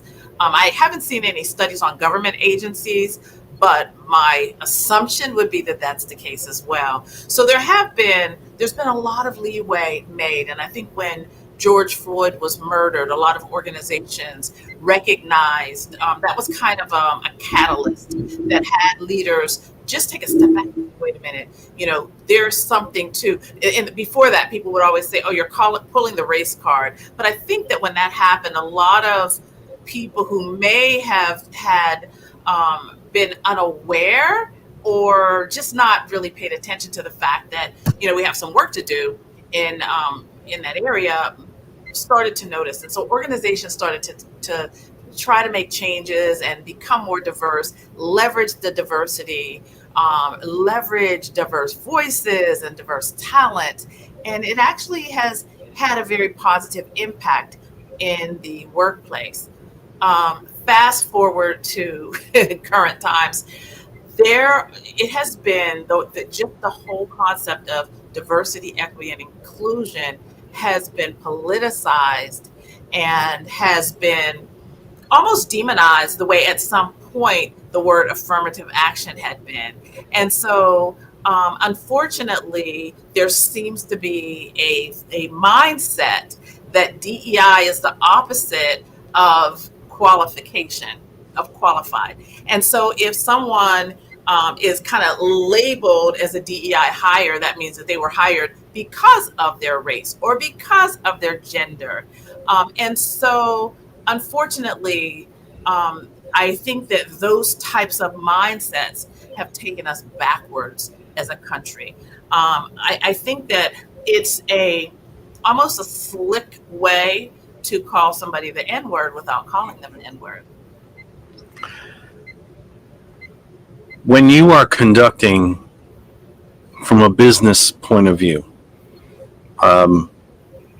maybe exclusionary of your work inside a congregation or inside a church setting, but when you're conducting the human resources part of your careers, plural,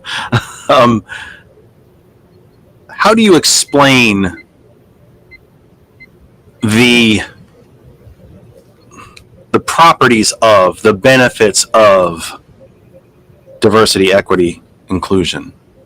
Is it something that you even need to sell in 2024 America? I would say clearly, since so many Republican office holders and the cult followers who follow them, again, as you mentioned, seem to have turned it into a pseudo N-word, or seem to have turned it into this very anti-whatever you would call it, but anti-business, anti-whatever, anti-white, I think is really what they're trying to get to, is what they're trying to say without saying it. But do you actually have to discuss or explain to the businesses that you work with what the strengths are of DEI and why it should just be an automatic thing? I mean, what is wrong with companies looking like the communities where they reside? What is wrong with walking into a print shop in Birmingham, Alabama, and the entire staff is African American? Because Birmingham is, I think, 80-something% African American. What is wrong with walking into a tire shop in, I don't know, the Upper Peninsula of Michigan, and most of the folks would be of Swedish heritage, naturally, because that's where they settled? Or walking into I'm trying to think of the northernmost tips of like New Hampshire and Vermont, and having walking into perhaps a clothing shop where the staff is primarily of French heritage. I mean, isn't really DEI just kind of like having business look like the population that's around it? So unfortunately, Or is that oversimplistic?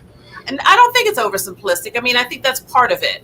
Part of it is recognizing the fact that organizations, businesses, nonprofit organizations, they should reflect the community where they are. They should reflect their customer base. They should reflect the demographics of where they are located. And I don't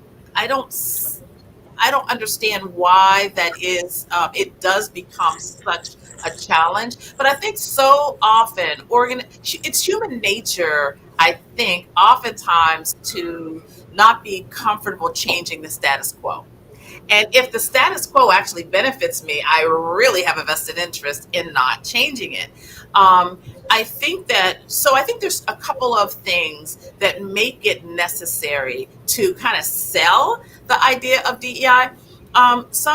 Oftentimes, policies, corporate policies, practices, whether they're formal practices or informal practices, have oftentimes I don't think it's really on purpose, but oftentimes they have excluded sectors of the population from either the front line, or sometimes it's, just the higher ranks. Sometimes some organizations will be a little diverse on the front line, but the higher up you go in the organization, the less diverse they are. And it can be a challenge to help leaders understand the benefit to the organization. Corporations they exist to make money, and so if they don't recognize the economic impact of being a diverse organization, leveraging that diversity, then oftentimes it's not valued by the organization. And so sometimes part of helping leaders understand the importance of diversity, it is showing them the data that says organizations that have psychological safety for people who are different, organizations that leverage diversity, organizations that have a variety of different types of people that they do excel and they far exceed their peers. Now, yet, unfortunately, it does happen that it has to be sold, and I think there's a couple of reasons for it. One is the human nature that resists changing the status quo.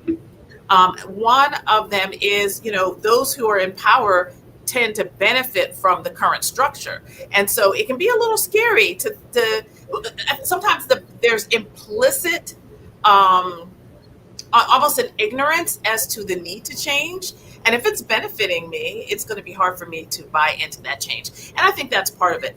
And also, I think people sometimes they're holding on to bias, and it could be implicit bias. Maybe they don't even realize they have bias, but they see this DEI hire, as they want to call it, as less qualified somehow because of this bias. It could be, bias based on gender, bias based on race, bias based on age. There's all kinds of reasons that people have. Sometimes they hold on to these inappropriate and simply wrong stereotypes about people, and sometimes it's implicit, it's um, sometimes it's not implicit, and sometimes it's, I'm biased and proud, but it does bubble up in organizations because the leaders have to recognize the value of DEI, of having diversity, of having people. Diversity is having different people there. Inclusion is having everyone feel like they belong. And equity is having everyone treated fairly. And there's, unfortunately, oftentimes people don't want diversity. They don't want everyone to feel like they belong, and they don't want everyone to be treated fairly. And so, yeah, it does have to be sold sometimes, unfortunately. Most of the time, by the time I get in the door, someone in a leadership position who is recognizes the need, but it takes some work and effort to help that just kind of shift thinking and raise awareness, I would say, with multiple leadership layers. I think some of the anti-DEI folks, and I think they've exploited it as an issue. I happen to think that most Republicans don't believe in about 90% of the shit that they spew. I think they do it because it makes money. And I think they do it because it gets attention, and because the herd, that is the base, follows it. So there's a portion, and sadly I think it's a majority portion, of the anti-DEI people talk about DEI as if you are not saying the entire sentence. That somehow it's DEI, and then the part that's in parenthesis that we don't talk about, just for people of color. Yeah. But I don't see that anywhere in the 3 simple words. And you said something very important in your answer that I'd like you to expound upon, and I'm going to do that by asking some inanely stupid questions. Is DEI only for people of color? Absolutely not. Is it only for men? Absolutely. Is it only for women? Absolutely. Is it only for trans people? Absolutely. Is it only for 18 to 24? Absolutely not. 24 to 45? No. Or 70-year-olds, or what? My point being, again, I know these are inanely stupid questions, and I think they're rather obvious, but the folks on the right who tend to cast DEI as some sort of, again, I think the modern affirmative action is what they see it as, or at least have been able to politically exploit it as just a new incarnation of affirmative action. But I think the key in diversity, equity, and inclusion is that the whole phrase starts and ends there. The very essence of the 3 words, the very implicit meaning of the 3 words is everybody. Yes, diversity. How much, yes. What is diversity? It's everything, isn't it? Everything. It certainly is. And, one of the things that I teach that I think really becomes an epiphany for people is that, all human beings have some form of bias. We all have preferences. We all have areas where we're most comfortable. We all have kind of, or human traits that we're most comfortable with. And it's human nature to be more comfortable with people that are like me. It's just human nature. And that's one of the things that I think is really important for people to understand is, having bias doesn't make you a bad person. It just makes you wrong. I'm very glad that you're sitting down for this question, because I don't want to shock you, and I don't want you to kind of lose your bearings. If you are not already aware, you are a woman of color. So I just wanted to let you know, I'm glad you're sitting down. So when you hear the vice president referred to as a DEI hire, which is clearly, as you mentioned, as political pundits, even from the right, have suggested, is just a veiled shot to try to minimize her, and it's racist. And I mean, even some of the real corporate fascists on the right have said this is pretty crappy stuff to be involved in. As a woman of color yourself, as is the vice president, what does it mean to you here? I know what it means to you here because you teach it and you do it for a living. What does it mean to you here? It really infuriates me.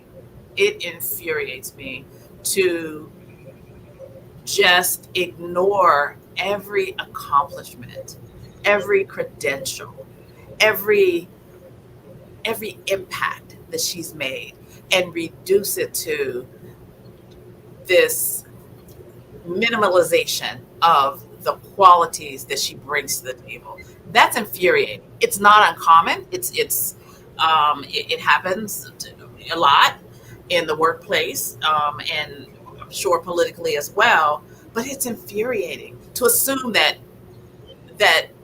none of her qualifications matter. The only thing that matters is the fact that she is a woman of color. And I'm proud to see that she's a woman of color. I'm proud of that. But the bottom line is that's not what makes her qualified. That's not what's important about her.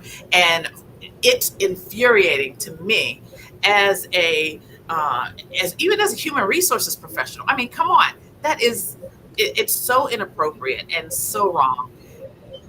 It infuriates. As a woman of color, it infuriates me. And do you think that that's a not so veiled way of trying to minimize her? Absolutely.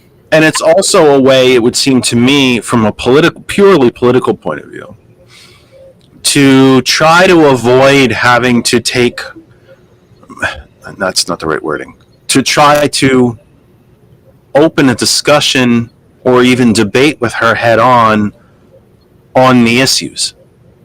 Yeah. Because as I spent some time in the first hour of the program, Senator Sanders, originally told us back in 2016 that if a Republican candidate were to take the stage and actually tell you the truth of why they are seeking office, there's nary a person in the nation that would vote for them. If they literally took to the stage, microphone in hand, and said, okay, we're going to eliminate Social Security. We're going to eliminate Medicare and Medicaid. We're going to shut the Department of Education. We're going to shut the Department of Energy. We're going to shut the FDA. We're going to shut down the Department of the Interior. All of the financial regulatory agencies will be shut down. The Justice Department will now report directly to the president and will do anything he or she says. We will vastly spend on the military, even more than we already are. We will destroy labor unions. The poorest among us will pay the most in taxes. The rich will pay none. If they actually took to the stage and told you to your face what it is that they're actually doing anyway, if we took a half a look to actually educate ourselves on what they're doing and advocating, no one in the country would vote for them. So if I can point to the vice president and say, DEI hire, I then remove myself, or at least spare myself for the time being, an actual discussion about tax policy or voting rights or the very survival of democracy itself. Do you see it that way, or am I off? No, I do. I do see it that way. I mean, part of it is I think that's part of it. Part of it is to not face the issue, not have an open debate. And part of it is also the minimalization of her as a candidate. It is to demean her. It is to put her down. It's to say that she is not a qualified candidate and she's not a real candidate. That is so I think it's those two things. Part of it is to remove themselves from needing to debate on issues, but part of it is also just to demean her. Right. And it's 2024, for goodness sake. I mean, we're 2/3 of the way through 2024 and we're still having these discussions. Yeah, unfortunately, I think we've gone a little backwards in some ways. Yeah. Where do you see more of this manufactured opposition to diversity, equity, and inclusion? Do you see it more in the political arena or in the private sector? I think it's more public in the political arena. I think it's more public because you have, states that will say you're not going to teach Black history in this state.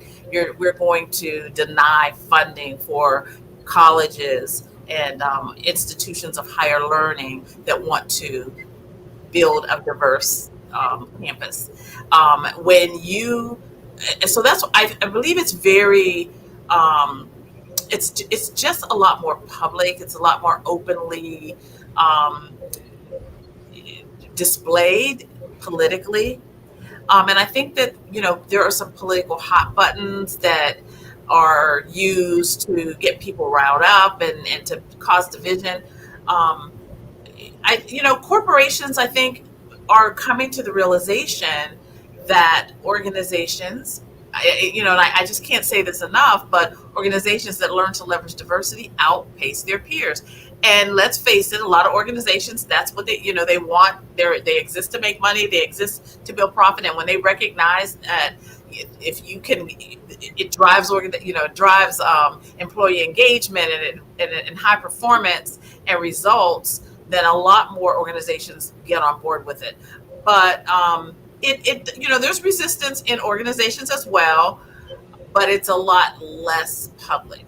Organizations, what ends up happening is oftentimes when an organization has an anti-diversity situation exposed, they will backpedal on it. I mean, think about what happened with Starbucks when they were exposed for the way they treated those young men who came, who were their patrons. Well, it threw them into a tizzy, and they ended up, bringing in training and apologizing. And so what happens is when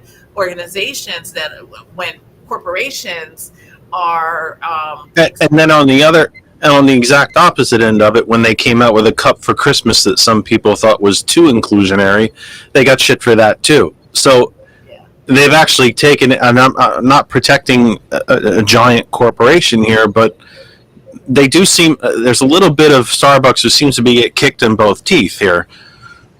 And I think that because those types of situations impact their profits, that it's a lot less public for businesses and nonprofit organizations. Why wouldn't a business or a corporation, and again, as much as as progressive as I am, as much of a New Deal, Kennedy, Great Society, Build Back Better Democrat as I am, and I do want to see corporations pay their fair share. I do think they should be responsible for cleaning up the damage that they do to the environment. I think it would be even better if we didn't allow them to do the damage in the first damn place.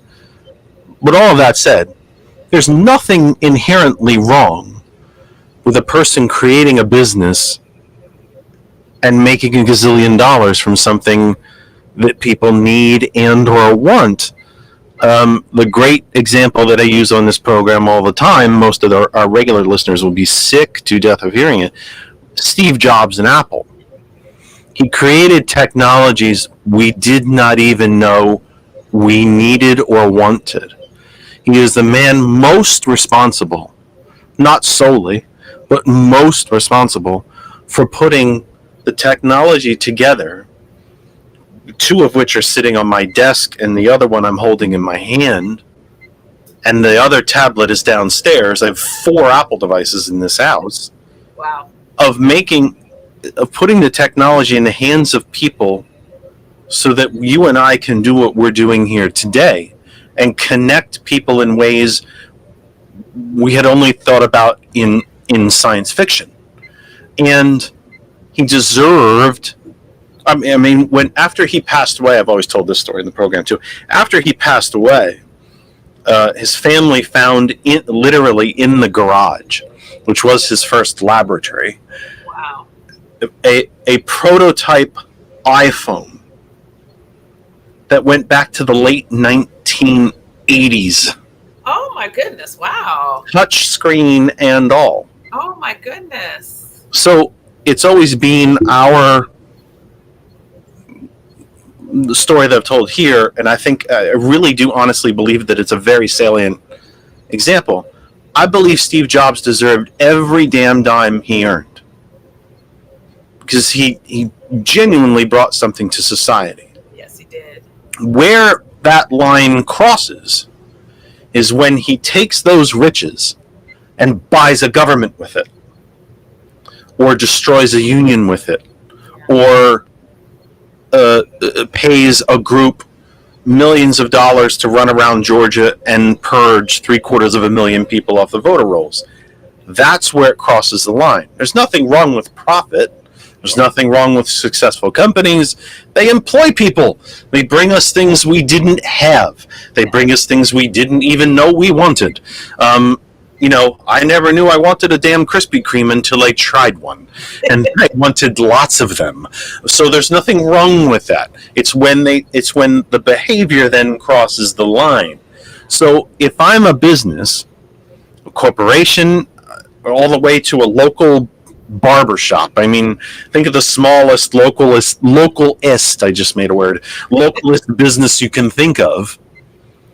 Why the hell would I not want to be diverse, equal, and inclusive? It would seem to me to be a no-brainer for business that I want every individual welcome to my establishment, whether it's coffee, a restaurant, a clothing store, shoe shop, barber, hardware store. What am I missing here? Why would business, you've used the term a couple times so far, why would business have to be sold on the idea of DEI when in fact it just sounds like good business? Yeah, it is good business. I mean, we're talking about employee engagement. And when employees are engaged, Gallup they do work around data, collecting data on employee engagement every year. And what they find out year after year is that when employees are engaged, they bring so much more of themselves to the workplace. They become high performers. When employees are high performers, the organization is a high performing organization. This one study that Gallup put out, I think it was Best Buy, and it was like 0.1% of improvement in employee engagement scores resulted in millions of dollars in additional revenue. There was a study. It was probably about 10 years ago, and I guess probably Best Buy wouldn't be the best example today, but the whole concept of having employees engaged drives business. You're absolutely right. It is good business. And I think, there's a lot of reasons why. Not every organization has to be sold. Some organizations are run by leaders that recognize the importance, that do want to leverage that diversity. Sometimes they recognize diversity. They recognize the importance of it from a business standpoint. Sometimes they want to be good corporate citizens. But those who there's so much implicit bias that I think blocks people's ability to see the benefits. Also, when you think about how leadership, kind of traditionally, how businesses grow in leaderships, people tend to hire from their network, and the network tends to be more people like yourself. And so oftentimes organizations have grown into the high-performing organizations that they are by being a little bit exclusive, by bringing in people that they already know, by bringing in their friends or people from their own jobs. And, it's not it's it just sometimes goes too far when it becomes exclusive. Like I used to be a HR director for Thermo Fisher Scientific, and this is one of the biggest scientific organizations in the world, 75,000 employees Yeah. all over the world. They tend to hire from pharmaceutical companies, and they tend to hire PhD scientists just by the nature of the work that they do. And I think that very often, then it creates an environment where people are alike, and they get, and there's been a lot of a lot of profit that's been made, a lot of growth, a lot of scientific discoveries that have been made by having that certain kind of profile of employee.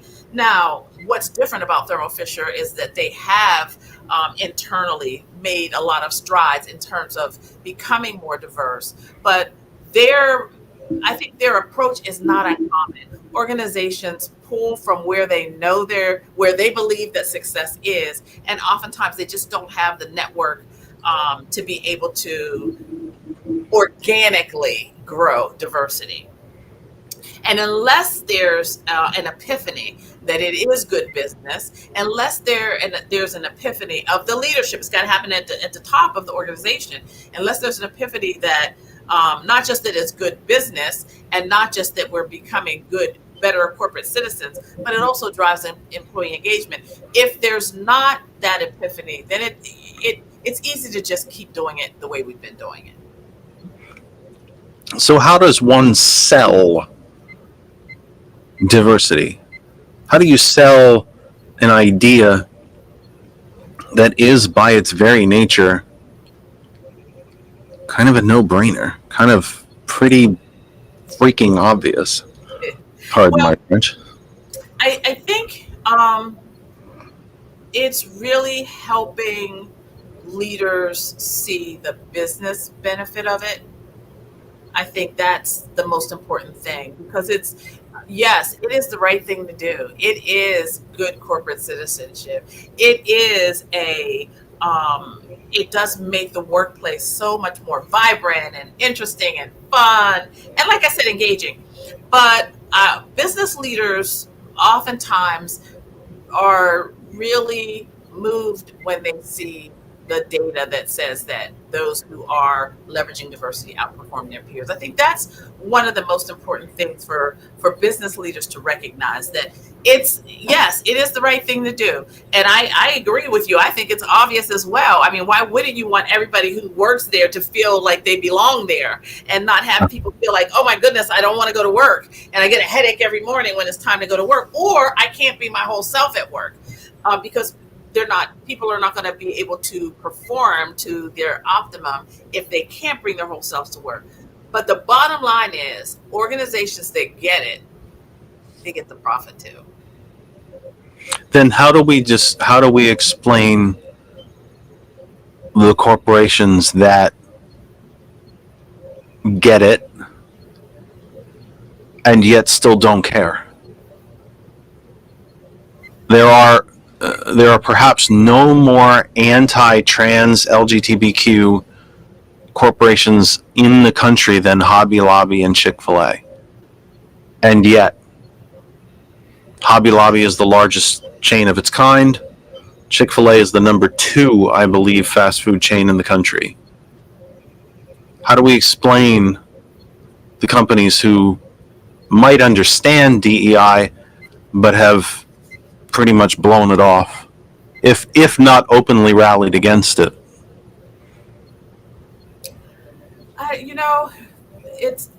It's a tough question for me, because for me, it's a two-edged sword when we talk about places like Hobby Lobby and Chick-fil-A. And I don't know a lot about what their policies are, but I do know, oftentimes an organization that has a Christian mindset it's one area of DEI that kind of the general population, to me, it doesn't seem to welcome. And so I don't know what their policies are. I don't know what their approach is, but I have heard a lot of kind of controversy around some of the principles. Like I've heard a lot of scuttlebutt around, like around like Chick-fil-A not opening on Sundays to allow their employees to worship on Sundays. Like I said, I don't know what their policies are around DEI. I know when I visit a Chick-fil-A, which is one of my favorite fast foods because I love those tenders. They're really, I don't even like white meat of chicken. I don't like chicken breast, but they know how to do them. You don't always see a lot of diversity. You see a lot of young people and a similar profile. I don't really know what their policies are. No, I think it's interesting if you see enough of those commercials, and I don't think you need to be a psychiatrist, psychologist to figure this out, that a lot of the commercials where you hear the little guitar plucking, it's the two people sitting on the couch and they tell some cute story about, when the customer came into Chick-fil-A and this particular employee helped me with, I left the bag on top of the car and almost drove away and they found me, and that kind of thing. Or, they brought me a birthday cupcake or something like that.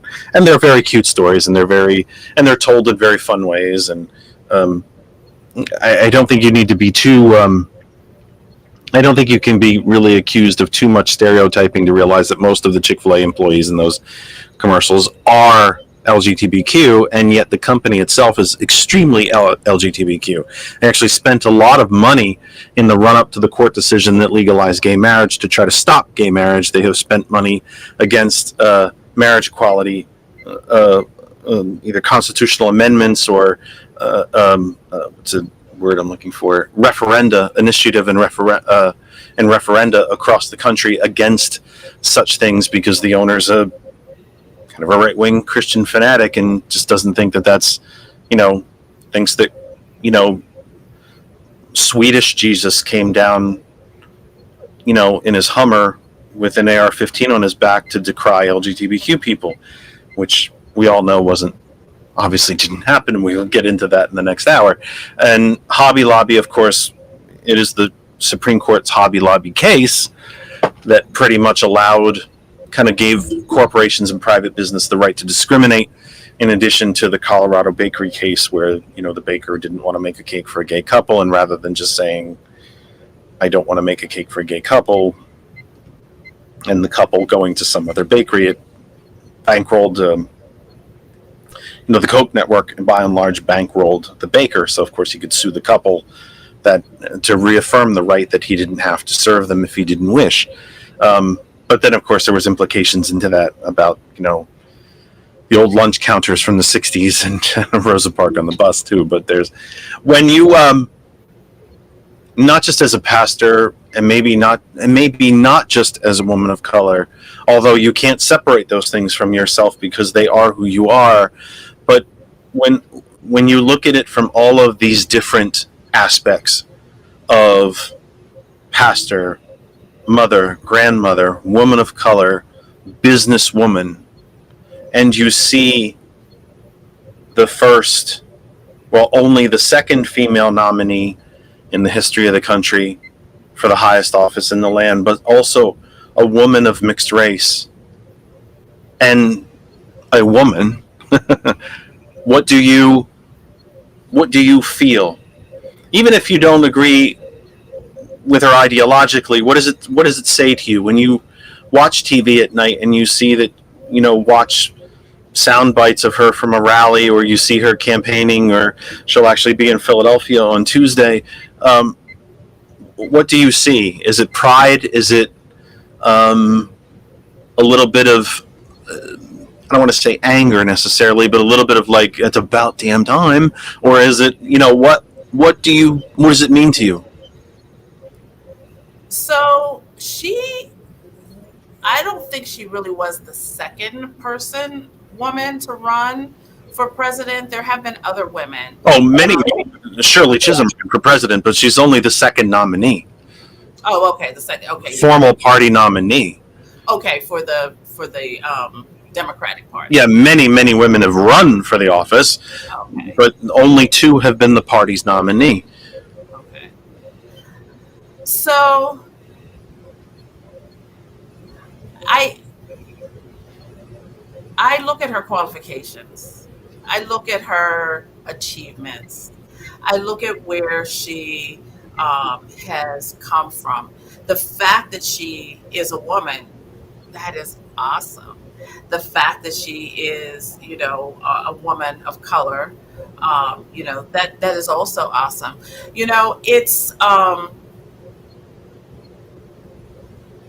you have to. Do I say it's about time? You know, I it's. say it's about time. And I would say, I say it's about time not just because of her skin color, or not just because of the different heritages that came together to make this person, but because, as I talked about at the top of the program, and we've talked about it sporadically throughout the history of the program, probably haven't gotten into it as deeply as I should. I should find a professor from Lehigh to come and talk about it more, or Moravian, or from somewhere here in the Valley who would be willing to come on and talk about it. But countries run by women are simply better run, period.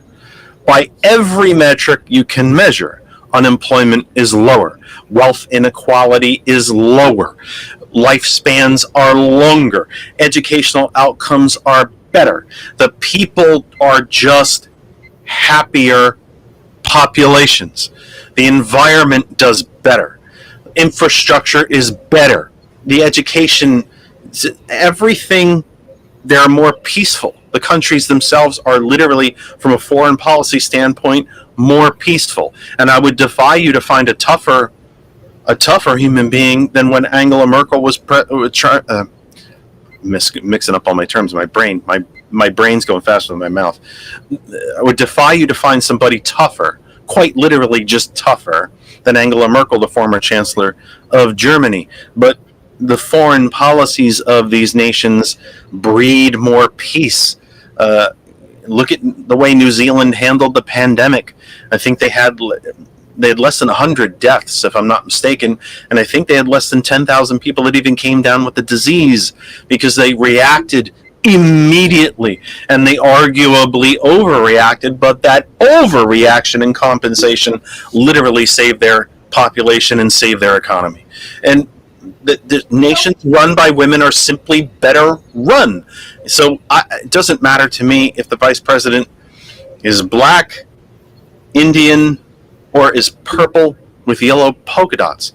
Countries run by women are by every economic and social metric are simply run better. So that for me would be the it's about damn time part. Yeah. So yeah, I probably should pay more attention politically because I can't comment on that, and because I don't know what their government systems are and those results. I pay more attention, I think, to the business world than I do to politics. Probably paid a little bit more when I was the HR director for the city of Allentown. Just paid more attention to local government. But when you think about the kind of, I would say, the direction that leadership in general is going, and you have things like, concepts and ideas like trust and psychological safety and emotional intelligence, they do tend to be leadership traits that have in the past been considered almost a little bit more, feminine traits. And so I think the business world is recognizing the need to step down from that, just being the command and control leadership. And more collaborative, participatory leadership it's a little bit more commonly practiced by women leaders, I would say. I can't speak to countries that are run by women because I haven't really, like I said, paid that much attention to the political side of things. But it makes sense that would be the case. But I don't know if it's because they're women or because they just are not they have not been brought up in the status quo of command and control leadership. I don't know. 8:01 Eastern. 8:02. Let me correct myself because it just flipped just when I was saying Yes, it did.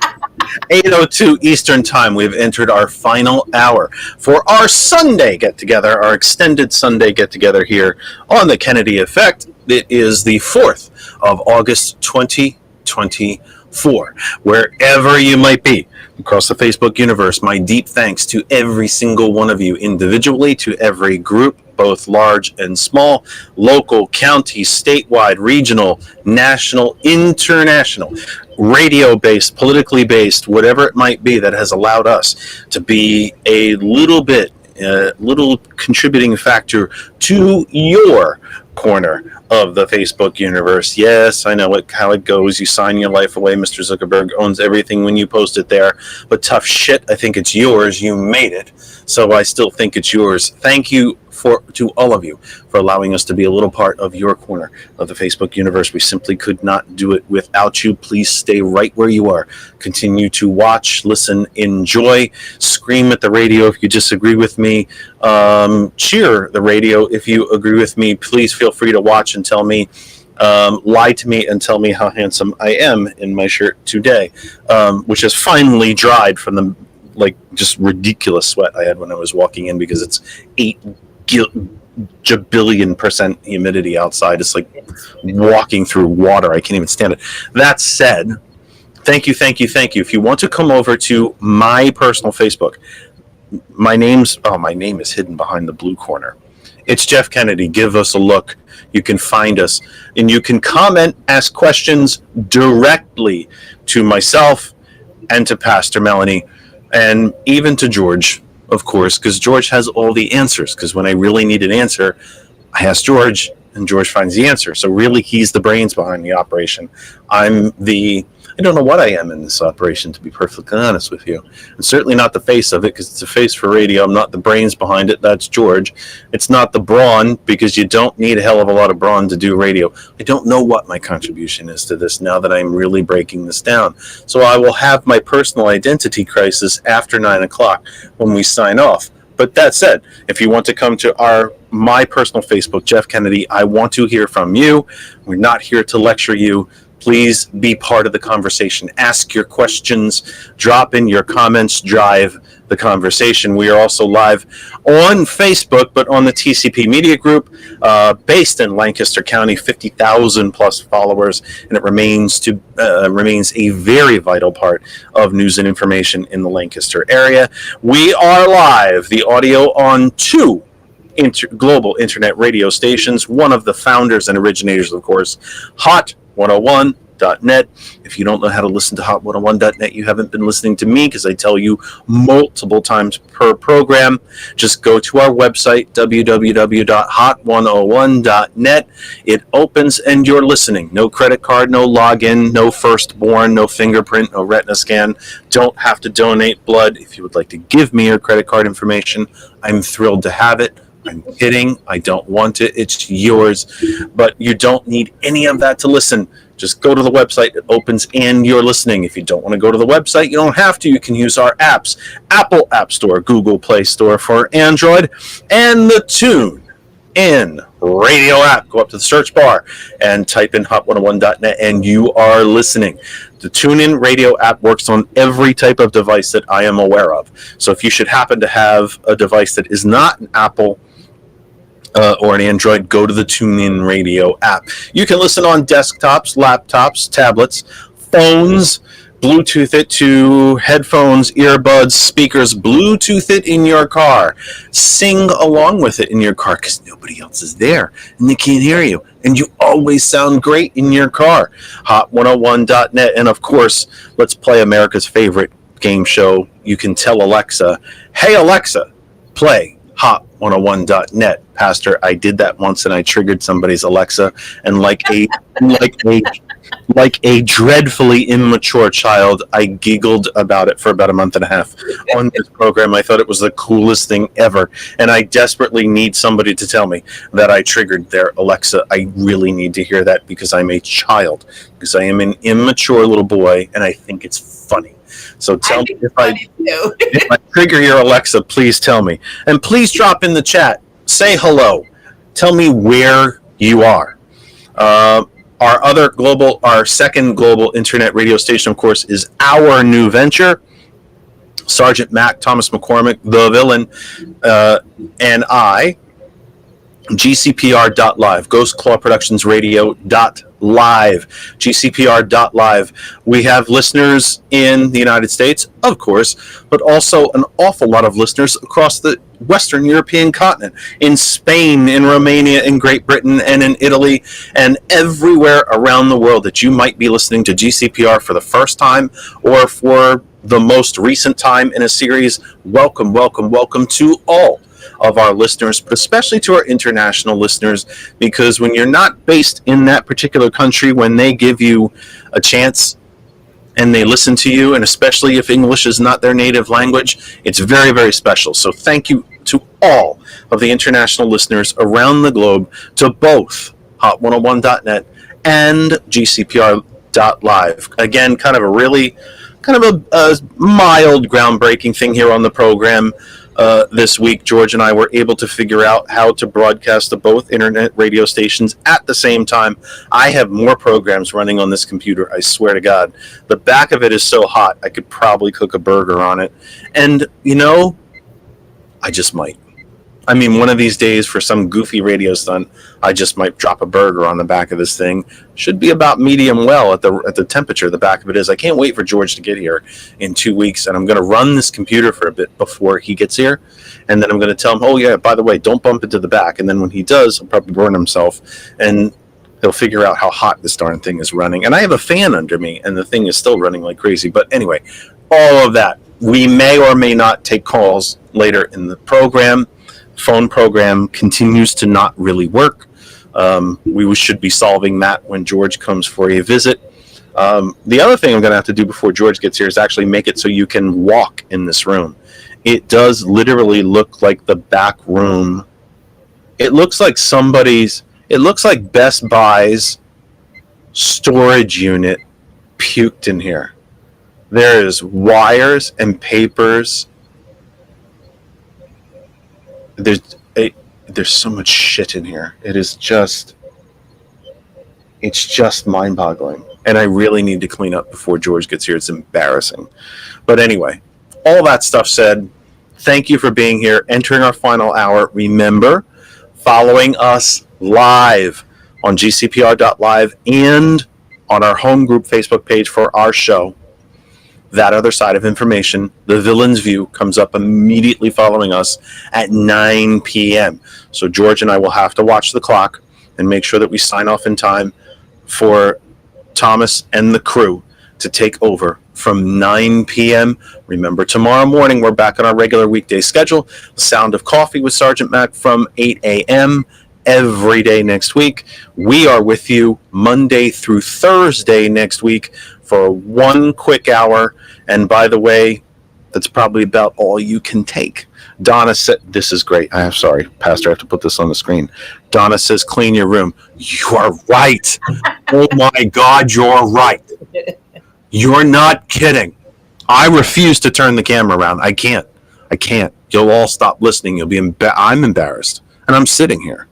You will look, trust me, the camera's pointing the right way. Face for radio, no question. No question. That's not even an argument. You don't want to see in that direction. I don't want to see in that direction. And I'm sitting here, and I don't want to see it. George made this nice curtain behind him, so he's a nice, clean background. I need the curtain over there, so I can't see this shit.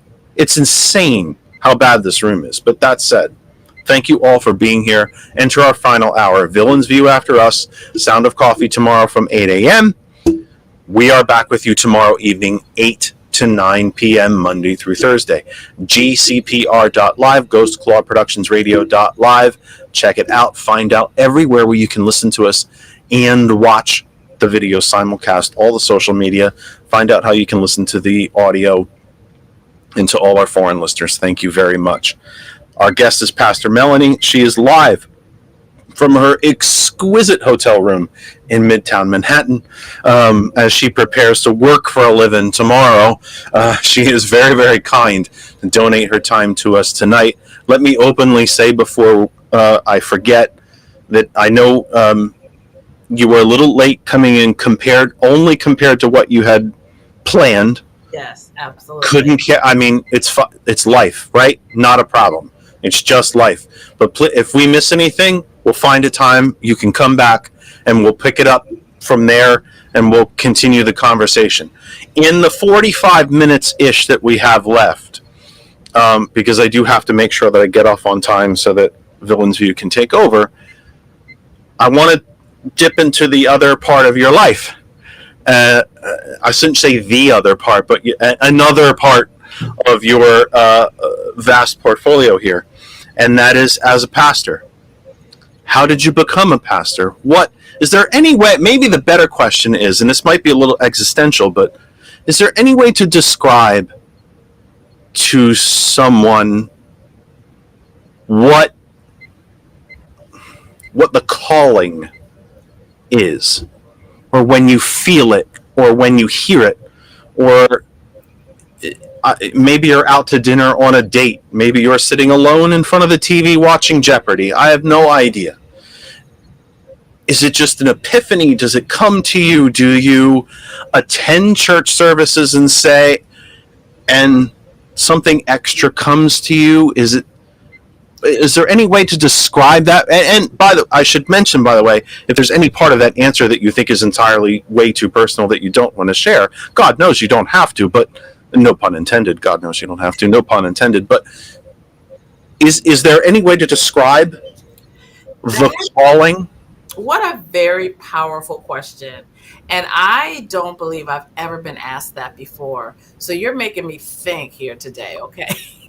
It is, so I grew up in a Christian household. I actually have a heritage where my great-grandfathers on both sides were pastors, and maybe they were church planters.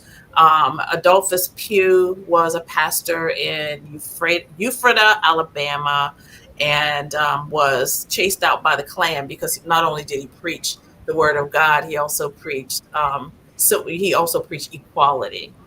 And so he moved. The Klan came to his house and asked for one of his sons. Well, first they told him to stop talking about equality, and he did not. And then they told him, we're coming back tomorrow. We're going to take this son here. And if you don't give him to us, we're going to kill everybody in the house and burn the house down. Needless to say, that night they got on a train and left Alabama and came to Pennsylvania because they believed that they were told that a black man could get a job where he could sustain his family. And they moved to Marianna, Pennsylvania, which is a coal mining town, and he became a coal miner and started a church there. Well, this is the heritage that I grew up with. My great grandfather on my father's side, that was my mother's side. My father's side also was a pastor. He started 5 churches in across Pennsylvania, and some of which are still. Second Baptist Church in Beaver Falls, Pennsylvania, still stands. And so I grew up in a very just a strong Christian upbringing. I didn't know that it wasn't normal for somebody's grandfather to come to their house and teach them Bible study as a little girl. I didn't know that didn't happen in every family. The first time I had a friend who did not have a Bible in the house, I was blown away, and I was an adult. So I grew up,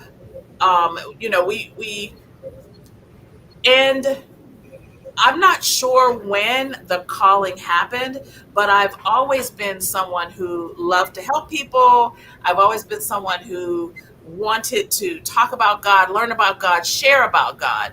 When I was a teenager, my friend who lived down the street from me, she was a Jehovah's Witness, and she and I decided to have Bible study together because we wanted to understand what's the difference in these religions. I don't know when I was called. I don't know. I know that I was often asked to speak for a women's conference here, for the NAACP program there. And I did become ordained at a church in Bethlehem. I went to Bible college there. They had a Bible school in the church. I got, and I was ordained there. but I had been preaching for a lot of my adult life. I don't know when I was called, but I do know that I have been just my upbringing has been an upbringing of let's let's live a life that glorifies God, and that's what I try to do. Well, let me ask you this. Let me follow up on what you said. You said that one of your friends used to study and read and try to figure out what these differences were. What did you find? So as a teenager, we didn't find anything different. She brought her Bible. I had my Bible. I had a King James version, which is very common in I grew up Baptist. But and she had her Jehovah Witness Bible, and we would flip. We pulled out different Bible stories. We couldn't really find a difference. As an adult, I know that there are some very foundational doctrinal differences, but as a teenager, we couldn't find anything different. Here now, I am a pastor. I've been ordained. I preach from time to time. Most of my work is one-on-one, just discipling people. But my friend Crystal Cleckley, she also is very involved in her faith as well. So while we were trying to figure out what was different, couldn't figure out what was different, but we both have become adults who are very committed to faith. Why do you suppose then that there are so many denominations? If the essence of the word is really no different, if the message is no different, why do you think there are so many different denominations? I know the obvious split in the Middle Ages from Martin Luther splitting from the Catholic Church, or at least the Roman Catholic Church at that point, over its riches and its land holdings, and the fact that it was literally being kingmakers across Europe, and that Luther had felt that the church had completely strayed from its roots and its message and the Bible's message and Christ's message. But why do you suppose there are then so many different denominations when the essence of the word among them all is the same? Yeah, that's a really difficult question to answer. And I think that so often there's some type of a division in terms of the understanding of the belief system. For instance, like the AME Church was, at one point, African Americans were part of the kind of Methodist Church, but there was a limit as to how they could worship. And so Mother Bethel was the first AME church, and it was the African Methodist Episcopal Church. And so there were parts of what the Methodist doctrine was teaching that didn't support being a black person and being a Methodist. So they took their marbles and started their own church. and so I think that I don't know, I don't know the history, but I do believe that that's likely what has happened with the denominations, where you've got leaders who they disagree on certain specific pieces of the doctrine, and then they split off on their own. I just believe that. I just think that's probably what happened. Now, I grew up in a Baptist church. I attend a Baptist church now. I have attended Church of God in Christ. I've attended AME churches. I have attended a Catholic church. I have attended lots of different denominations, and I'm less concerned about denominations and more concerned about what does the Bible say? What does God say about this? And I think part of it is the way I was raised. My mother, so I grew up in a Baptist church. The church that I grew up in, at one point, women couldn't come into the sanctuary with pants on. And my mother just thought that was ridiculous. Now, my mother, mind you, was raised by a rebel activist who left Alabama because the Klan wanted him to stop speaking about equality. So, my mom was someone who would speak up when she didn't think something was right. Someone came into my church that I grew up in pants from the street. Somebody unchurched wanted to learn about God, a woman came in, sat down in a congregation with pants on, and people from the congregation asked her to leave. My mother went ballistic. She just believed that we've got these denominational rules. And I know that things have changed because I actually preached there from the pulpit. I was the first woman I ever saw preach from the pulpit. It was me. So things have changed, but the denominationalism, I think, is the kind of man-made part. I think it's the kind of man-made part, and it's what the way I try to live my life is, what does the Bible say about that? And I want to understand what will please God. I will follow the rules. If I attend a church that's a certain denomination, I'll follow the rules that make sense in that denomination. However, what is most important is, what does the Bible say about this? What does God have to say about it? That's how I see it. In a similar question, or what I hope is a similar question, it makes sense, because that would be rare. I don't always make sense. Is there any way to describe? Oh, by the way, I would add to the list of churches that you're going to attend would be Central Moravian. By the way, I'm going to go. Church. I look coming, forward to Kristen it. and I, to Central Moravian, and then we'll go get breakfast somewhere. But is there any way to describe the experience of the Black church? I could only hope to be, a tenth of some of the power and captivating speakers of some of these Black preachers who are just the energy and the passion and the drama of it. And I don't mean bad Jerry Springer drama. I mean, the just the power of the speaking, the eloquence of it, well, again, I can't think of a better word, but the drama of it, the passion of it, the way the voice is used, and the way some of it soars from screaming to, whispers into the microphone, from these, huge motions and so on, down to, small, quiet motions behind the lectern, and the sweat and the whole. I mean, is there any way to describe the experience of the Black church? Because it does seem to me to be it's different. I mean, it's properly different. You're not going to see that at Central, but yet at the same time, we're all of the same beliefs at the end of the day, of the same faith. Yeah, it's fascinating to me. I absolutely, I go to Union Baptist Church. My pastor, our senior pastor, is Pastor Benjamin Haley, and he is a dynamo in the pulpit. I mean, he rocks the house.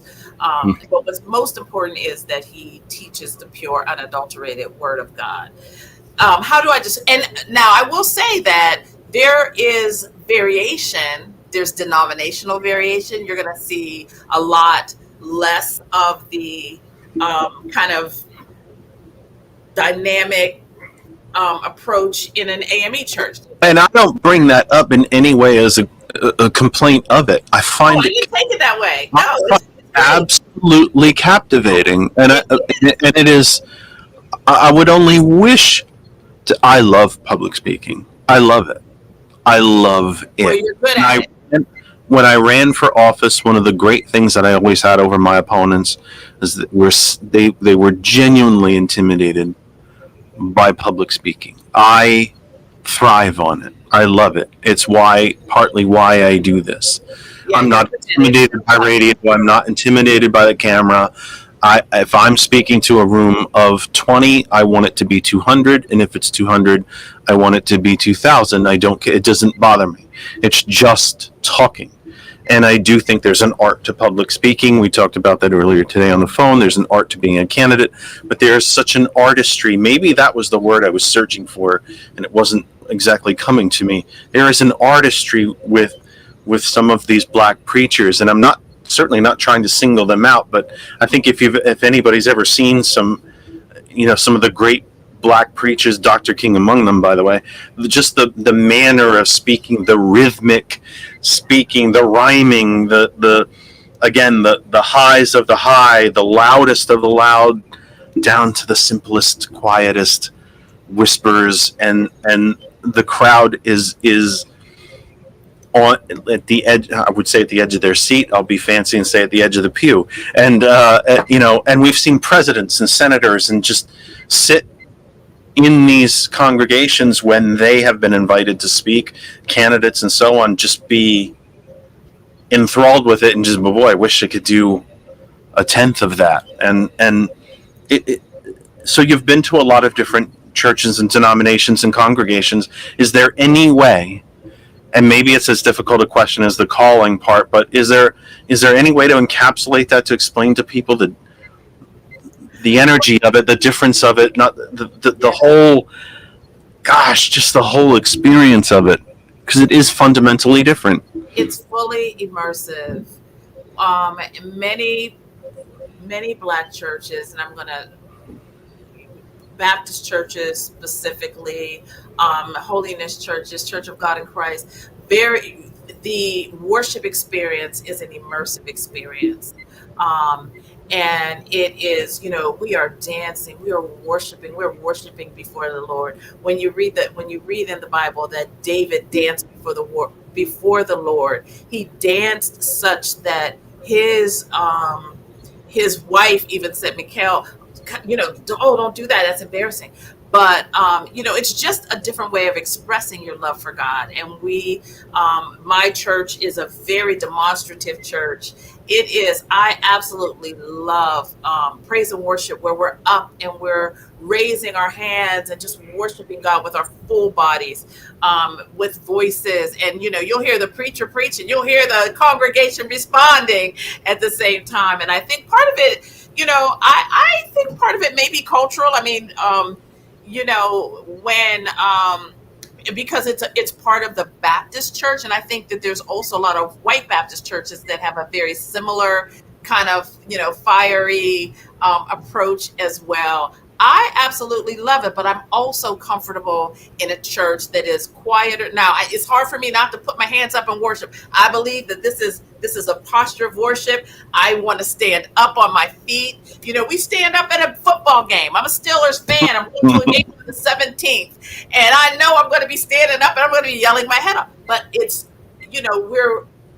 a very demonstrative. I absolutely love it. But like I said, I'm also comfortable in a church where recently I went to a church in I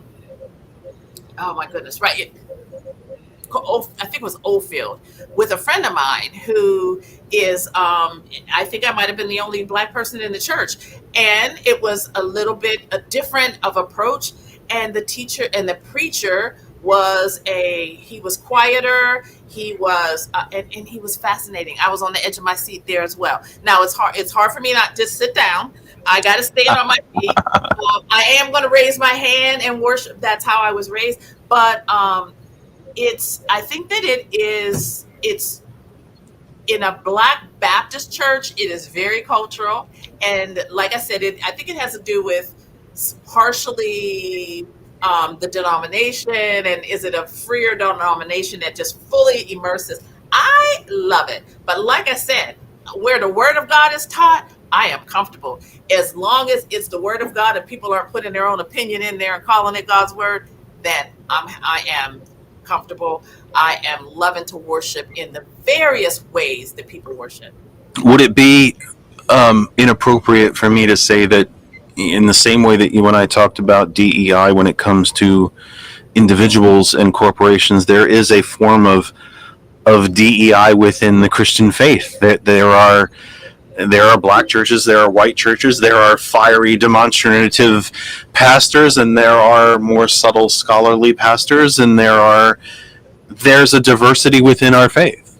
And it's a strength, by the way. It's a strength. It is. I believe that God uses people where they are. Some people need that scholarly, depth in depth. Some people need that. Others, like me, I want to get up and dance. I want to, I want to be fully immersed. I may come to a worship service with you, but I will not be dancing. No one wants to see that. No one wants to see that. I can barely spell the word rhythm, let alone have any. You don't have to have any. Look, I'm not saying I'm good at it. I just like to do it. 8:32, we're in our last half hour. Hot101.net, GCPR.live, TCP Media Group, Facebook, YouTube, Twitch. We're all over the place. Just go to the search engine of your choice. I would say DuckDuckGo if you don't want your search history recorded and followed. Type in my name. You can find us anywhere. We will be with you tomorrow, Monday through Thursday, 8 p.m. on GCPR.live. Sound of Coffee tomorrow morning. Villain's View comes up immediately following us from 9 p.m. Let me ask you this is a hard question, I think. I have only recently, probably within the last few years, and one of the very, again, no pun intended, one of the real blessings that my relationship with Kristen has given me is a worship partner, is that she has become a member of the Central Moravian, same as I, that she has found a faith home. We found it, I would say partially we found it together. I was already a Moravian. I just hadn't been attending worship services, and I was originally a member in Palmer, and then I moved to Jersey, and I did. When my nephew was killed, when my dad passed away, I wanted God in front of me, and I wanted a bleeping explanation. But I was, again, no pun intended, I've been blessed enough to refind or rediscover, insert proper word here, and to have a partner to do that with has been exceptionally special. Praise God. Young people at ever decreasing rates self-identify as people of faith. Why do you think that is, and does it concern you? It absolutely concerns me. It absolutely concerns me. Is this a fault of the church? Is it a fault of modern technology? Is it a fault because we can't text and worship? The sermon isn't a 45-second TikTok video. It's a little longer than that. And the Bible's not a pamphlet or a bumper sticker. It's not a meme. There's a lot of pages there. Where do you think... It concerns you, okay, but where... Very concerning. Is it young people that are missing it? Is the church missing it, or are they missing each other somewhere along the way? I think part of it is families are different. I think that's part of it. In the past, oftentimes, families went to church together, they ate dinner together, sat around the dinner table and talked about God. Like I said, my grandfather came over and taught Bible study to me and my sister and brother, which I did not know that wasn't normal. But, and then, people brought their children to church. I grew up in a home where going to church was not, like, you didn't even question it. You just went. I mean, I became a Christian at 12. And I think nowadays parents are more reluctant to, quote, impose their faith on their children. And I say impose in quotes because I believe that as parents, the Bible says it, we are to teach our children. And of course, when a child gets to be a certain age, they're going to decide if they want to, if they want to continue in the faith or not. They will decide. When they're younger, it's our responsibility. Just like we teach them how to cross the street, just like we teach them how to be respectful, we need to teach them how to worship. And, like I said, they make their decision when they grow up. I read a study that said that 97% of people who become Christians do so before their 18th birthday. So if we're not passing along the heritage of faith to our children while they're children, then it's a lot less likely that they will become people of faith as adults. I think that's part of it. Parents don't even make their kids eat their vegetables. They don't make their kids, parents are different. I didn't grow up in a Democratic household. There was a boss, and it wasn't me. I was a kid. Right. Yeah. And I thank God for that, because I would not have gone to college. I wouldn't have my MBA. My parents, I didn't have a choice. You're going to college, period. That's it. There's no question. And I said I wasn't, and they so I think that parents are different in that there's a lot more, kids get a lot more choices. And so, they'd rather watch cartoons than go to church. And so, so I think that's part of it. As parents, we're I even see it in my own children, with their children being a little bit less imposing. And so I think it's a bad thing, but of course I grew up in that era, right? Mm-hmm. But and so I think part of it is families being different. Families don't necessarily have dinner together anymore. Everybody, mom's off at one job, dad's off at another job, kids are coming in with a key, getting on their PlayStation. They're not outside riding their bicycles. They're not sitting in each other. I grew up, the family across the street, they also went to the same church. If I got locked out, I went to their house. I think that's part of it. And I also think that when I was a child, I'm 63, there was no internet. There was no cell phone. I wasn't inundated with all of the options. I roller skated. We played jump rope, hopscotch, but I think that the messages that the children are getting they're inundated with other things. I think the music is not very positive. They're inundated. Their idols oftentimes are singing about sex, about drugs, and glorifying. I just think they're exposed to a lot different things at a younger age. We were taught to recite Bible verses, as a kid. As a child, we learned Bible verses. And everybody wanted Jesus wept, because of course that's the shortest Bible verse. But the youngest person in the family could have Jesus wept.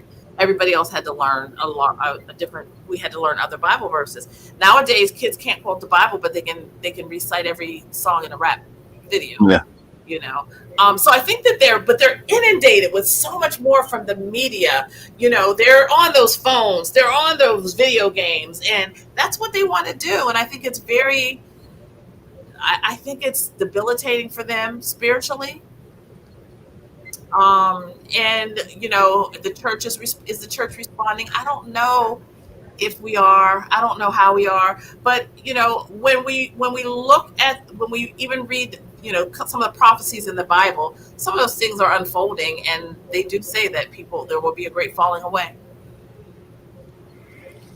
The loss of faith again, in my humble opinion, is not analogous that a loss of faith in government, which we have seen really from Watergate on, I would say probably from the assassination of President Kennedy on,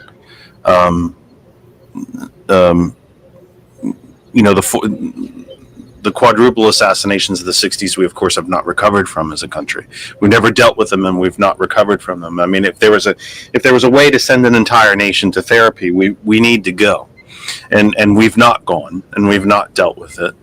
But we started to see a falling away of government, of faith in government from that point, from the assassination of President Kennedy, Malcolm X, Bobby Kennedy, and of course Dr. King, the Vietnam War, Watergate. And then, of course, Republicans have seized upon this lack of faith in government, telling you that government, the biggest lie that Ronald Reagan ever told you is that government can't do anything for you. But that at the same time, using this lack of faith in government to say your government sucks and it can't do anything for you, and you really should hate it, and you should want to see it shut down, and all of this. Except we would like to run it. You should put us in charge. Which, so a lack of faith in government and a lack of faith, religious faith, it would seem to me are not analogous, but it would seem to me that young folks have actually kind of taken it that way. That we've not just lost faith in this one thing, we've kind of lost faith in a lot of things. Yeah, unfortunately, I do. And it's very hard for me to speak for young folk because I'm not one. And I'm a great grandmother, so that tells you how young I am. But it does seem to me that the lack of faith in government seems to have spread to a lack of faith in a lot of things. I agree. Though they are not analogous, it's sad because the government run right is a great thing. When it's run right. I mean, it's supposed to be government for the people, by the people, of the people. And when that is the case, I think it is a good thing. Is it going to be perfect? No, it's human beings. It's fallible human beings making the decisions and doing things. It's never going to be perfect, but it can be a great thing when it's run the right. But in the framers themselves, to establish a more perfect union. Right. The supposition in that phrase, a more perfect union. The presumption of that phrase is that we will never be. Yeah. But we should always seek it. Yeah. We should be searching it out. We should be enacting the policies to drive us toward that. Even if the goal itself is ever elusive, the pursuit of it should never cease. Absolutely. And, we hold these truths to be self-evident that all men are created equal and are, entitled to, life, liberty, and the pursuit of happiness. That is, if that is what we're built on, that is DEI. All men are created equal, endowed by their creator. Yep. Endowed by their creator. Yep. Absolutely. It's a really tough question we've got less than 15 minutes left because George and I usually chat for a little bit. We have to sign off, pass off to the villain's view. Please don't go anywhere so you and I can talk after we're off the air, just for a few minutes, and George will hang with that. So this is a rough question to kind of ask you at 8:45, but I was curious which Jesus you believe in. The one of Scripture, the one of the Word, or Republican Jesus, who is blonde, blue-eyed, drives a Hummer, and wears an AR-15. I was curious which Jesus you believe in. So when the Bible describes Jesus, his hair is like wool, his skin is like brass, and that is the Jesus that I believe in. I believe in Jesus Christ, the Son of God, Jesus Christ, who was the Jesus Christ of the Bible, who is, and he is still alive, who rose so that I can have life and have it more abundantly, who has forgiven our sins, who has cleansed us of unrighteousness, whose blood cleanses us. That is the Jesus that I believe in, Jesus Christ, the Son of God. What do you think Christ teaches us, or should teach us, or does teach us, or the lessons that we should be taking? The Pope has talked about Jews as our older brothers. And I think I might be butchering his quote a little bit, but they're our older brothers to Christianity. They were there first. And it's not the way he said it, but I mean, they're kind of the older siblings, and he is, in my opinion, I think he's done quite a good job of, even though I am Moravian, I happen to be very fond of this Pope. I think he's tried to return the Catholic Church in large measure to a church, from opening the Vatican to the homeless, redirecting monies for good works and so on. But he has talked to other faiths and other religions as well. He's welcomed imams to the Vatican. He's welcomed rabbis to the Vatican, and has outreached to Buddhists and Hindus alike. And what do you think Christ? And of course, by the way, one of the really neat historical things that I don't know that has ever been really investigated deeply enough, I'm sure by like college theologians and so on, but there are art depictions of Christ in all of these. There are ancient Chinese depictions of Christ. There are ancient Hindu depictions of Christ. There are Native American depictions of Christ. There is this time, not just the 40 days wandering in the desert, but time before he ascended, where there is belief that he visited all of these different cultures and took teaching from them. How do you feel that Christ wants us to deal with these other religions? And how far short have we fell? So I believe that Christ was inclusive.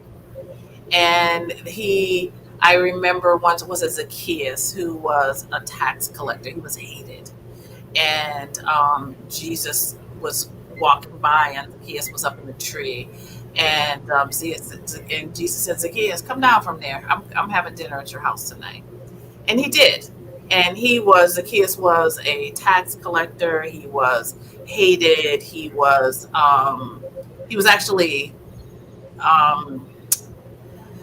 cheating people out of money, and so, which is why he was hated. But Jesus loved what was inside him, and Jesus wanted him to have the opportunity to be saved.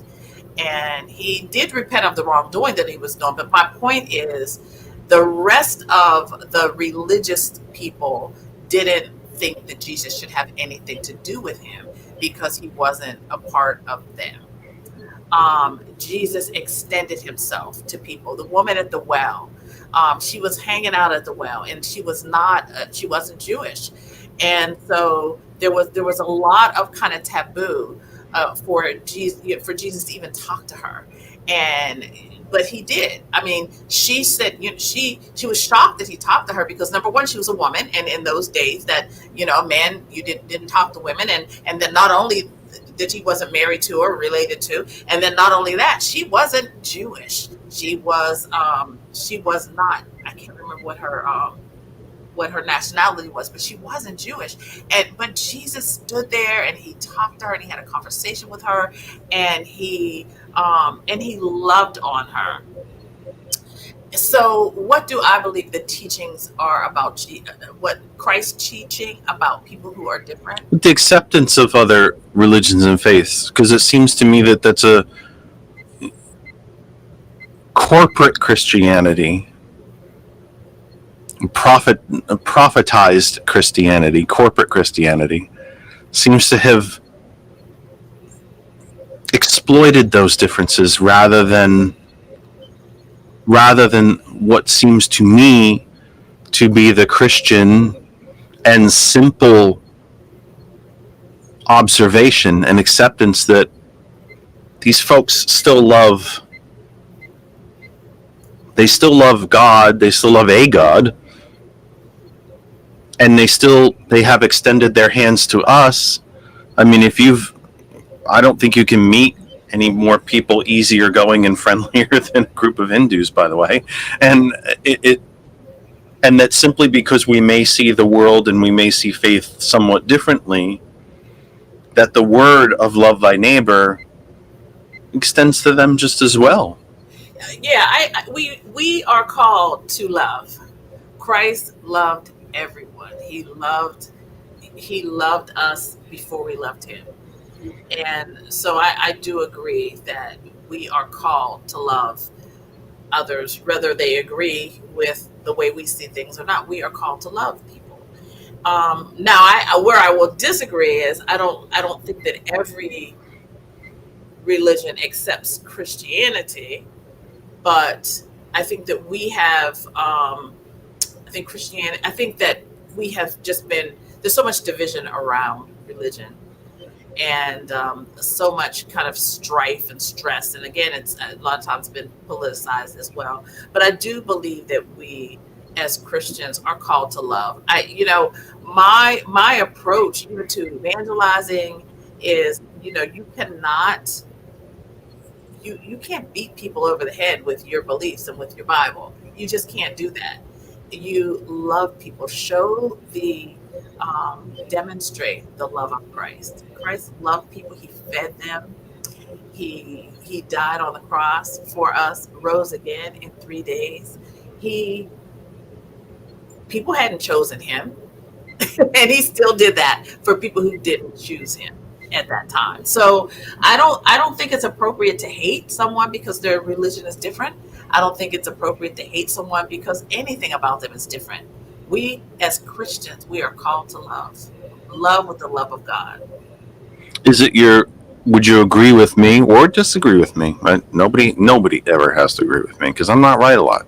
That the corporate Christianity, the TV Christianity, the please donate $100 million because I need a new private jet Christianity has not reached out across those divides but exploited them and quite possibly driven a wedge in to make them worse. I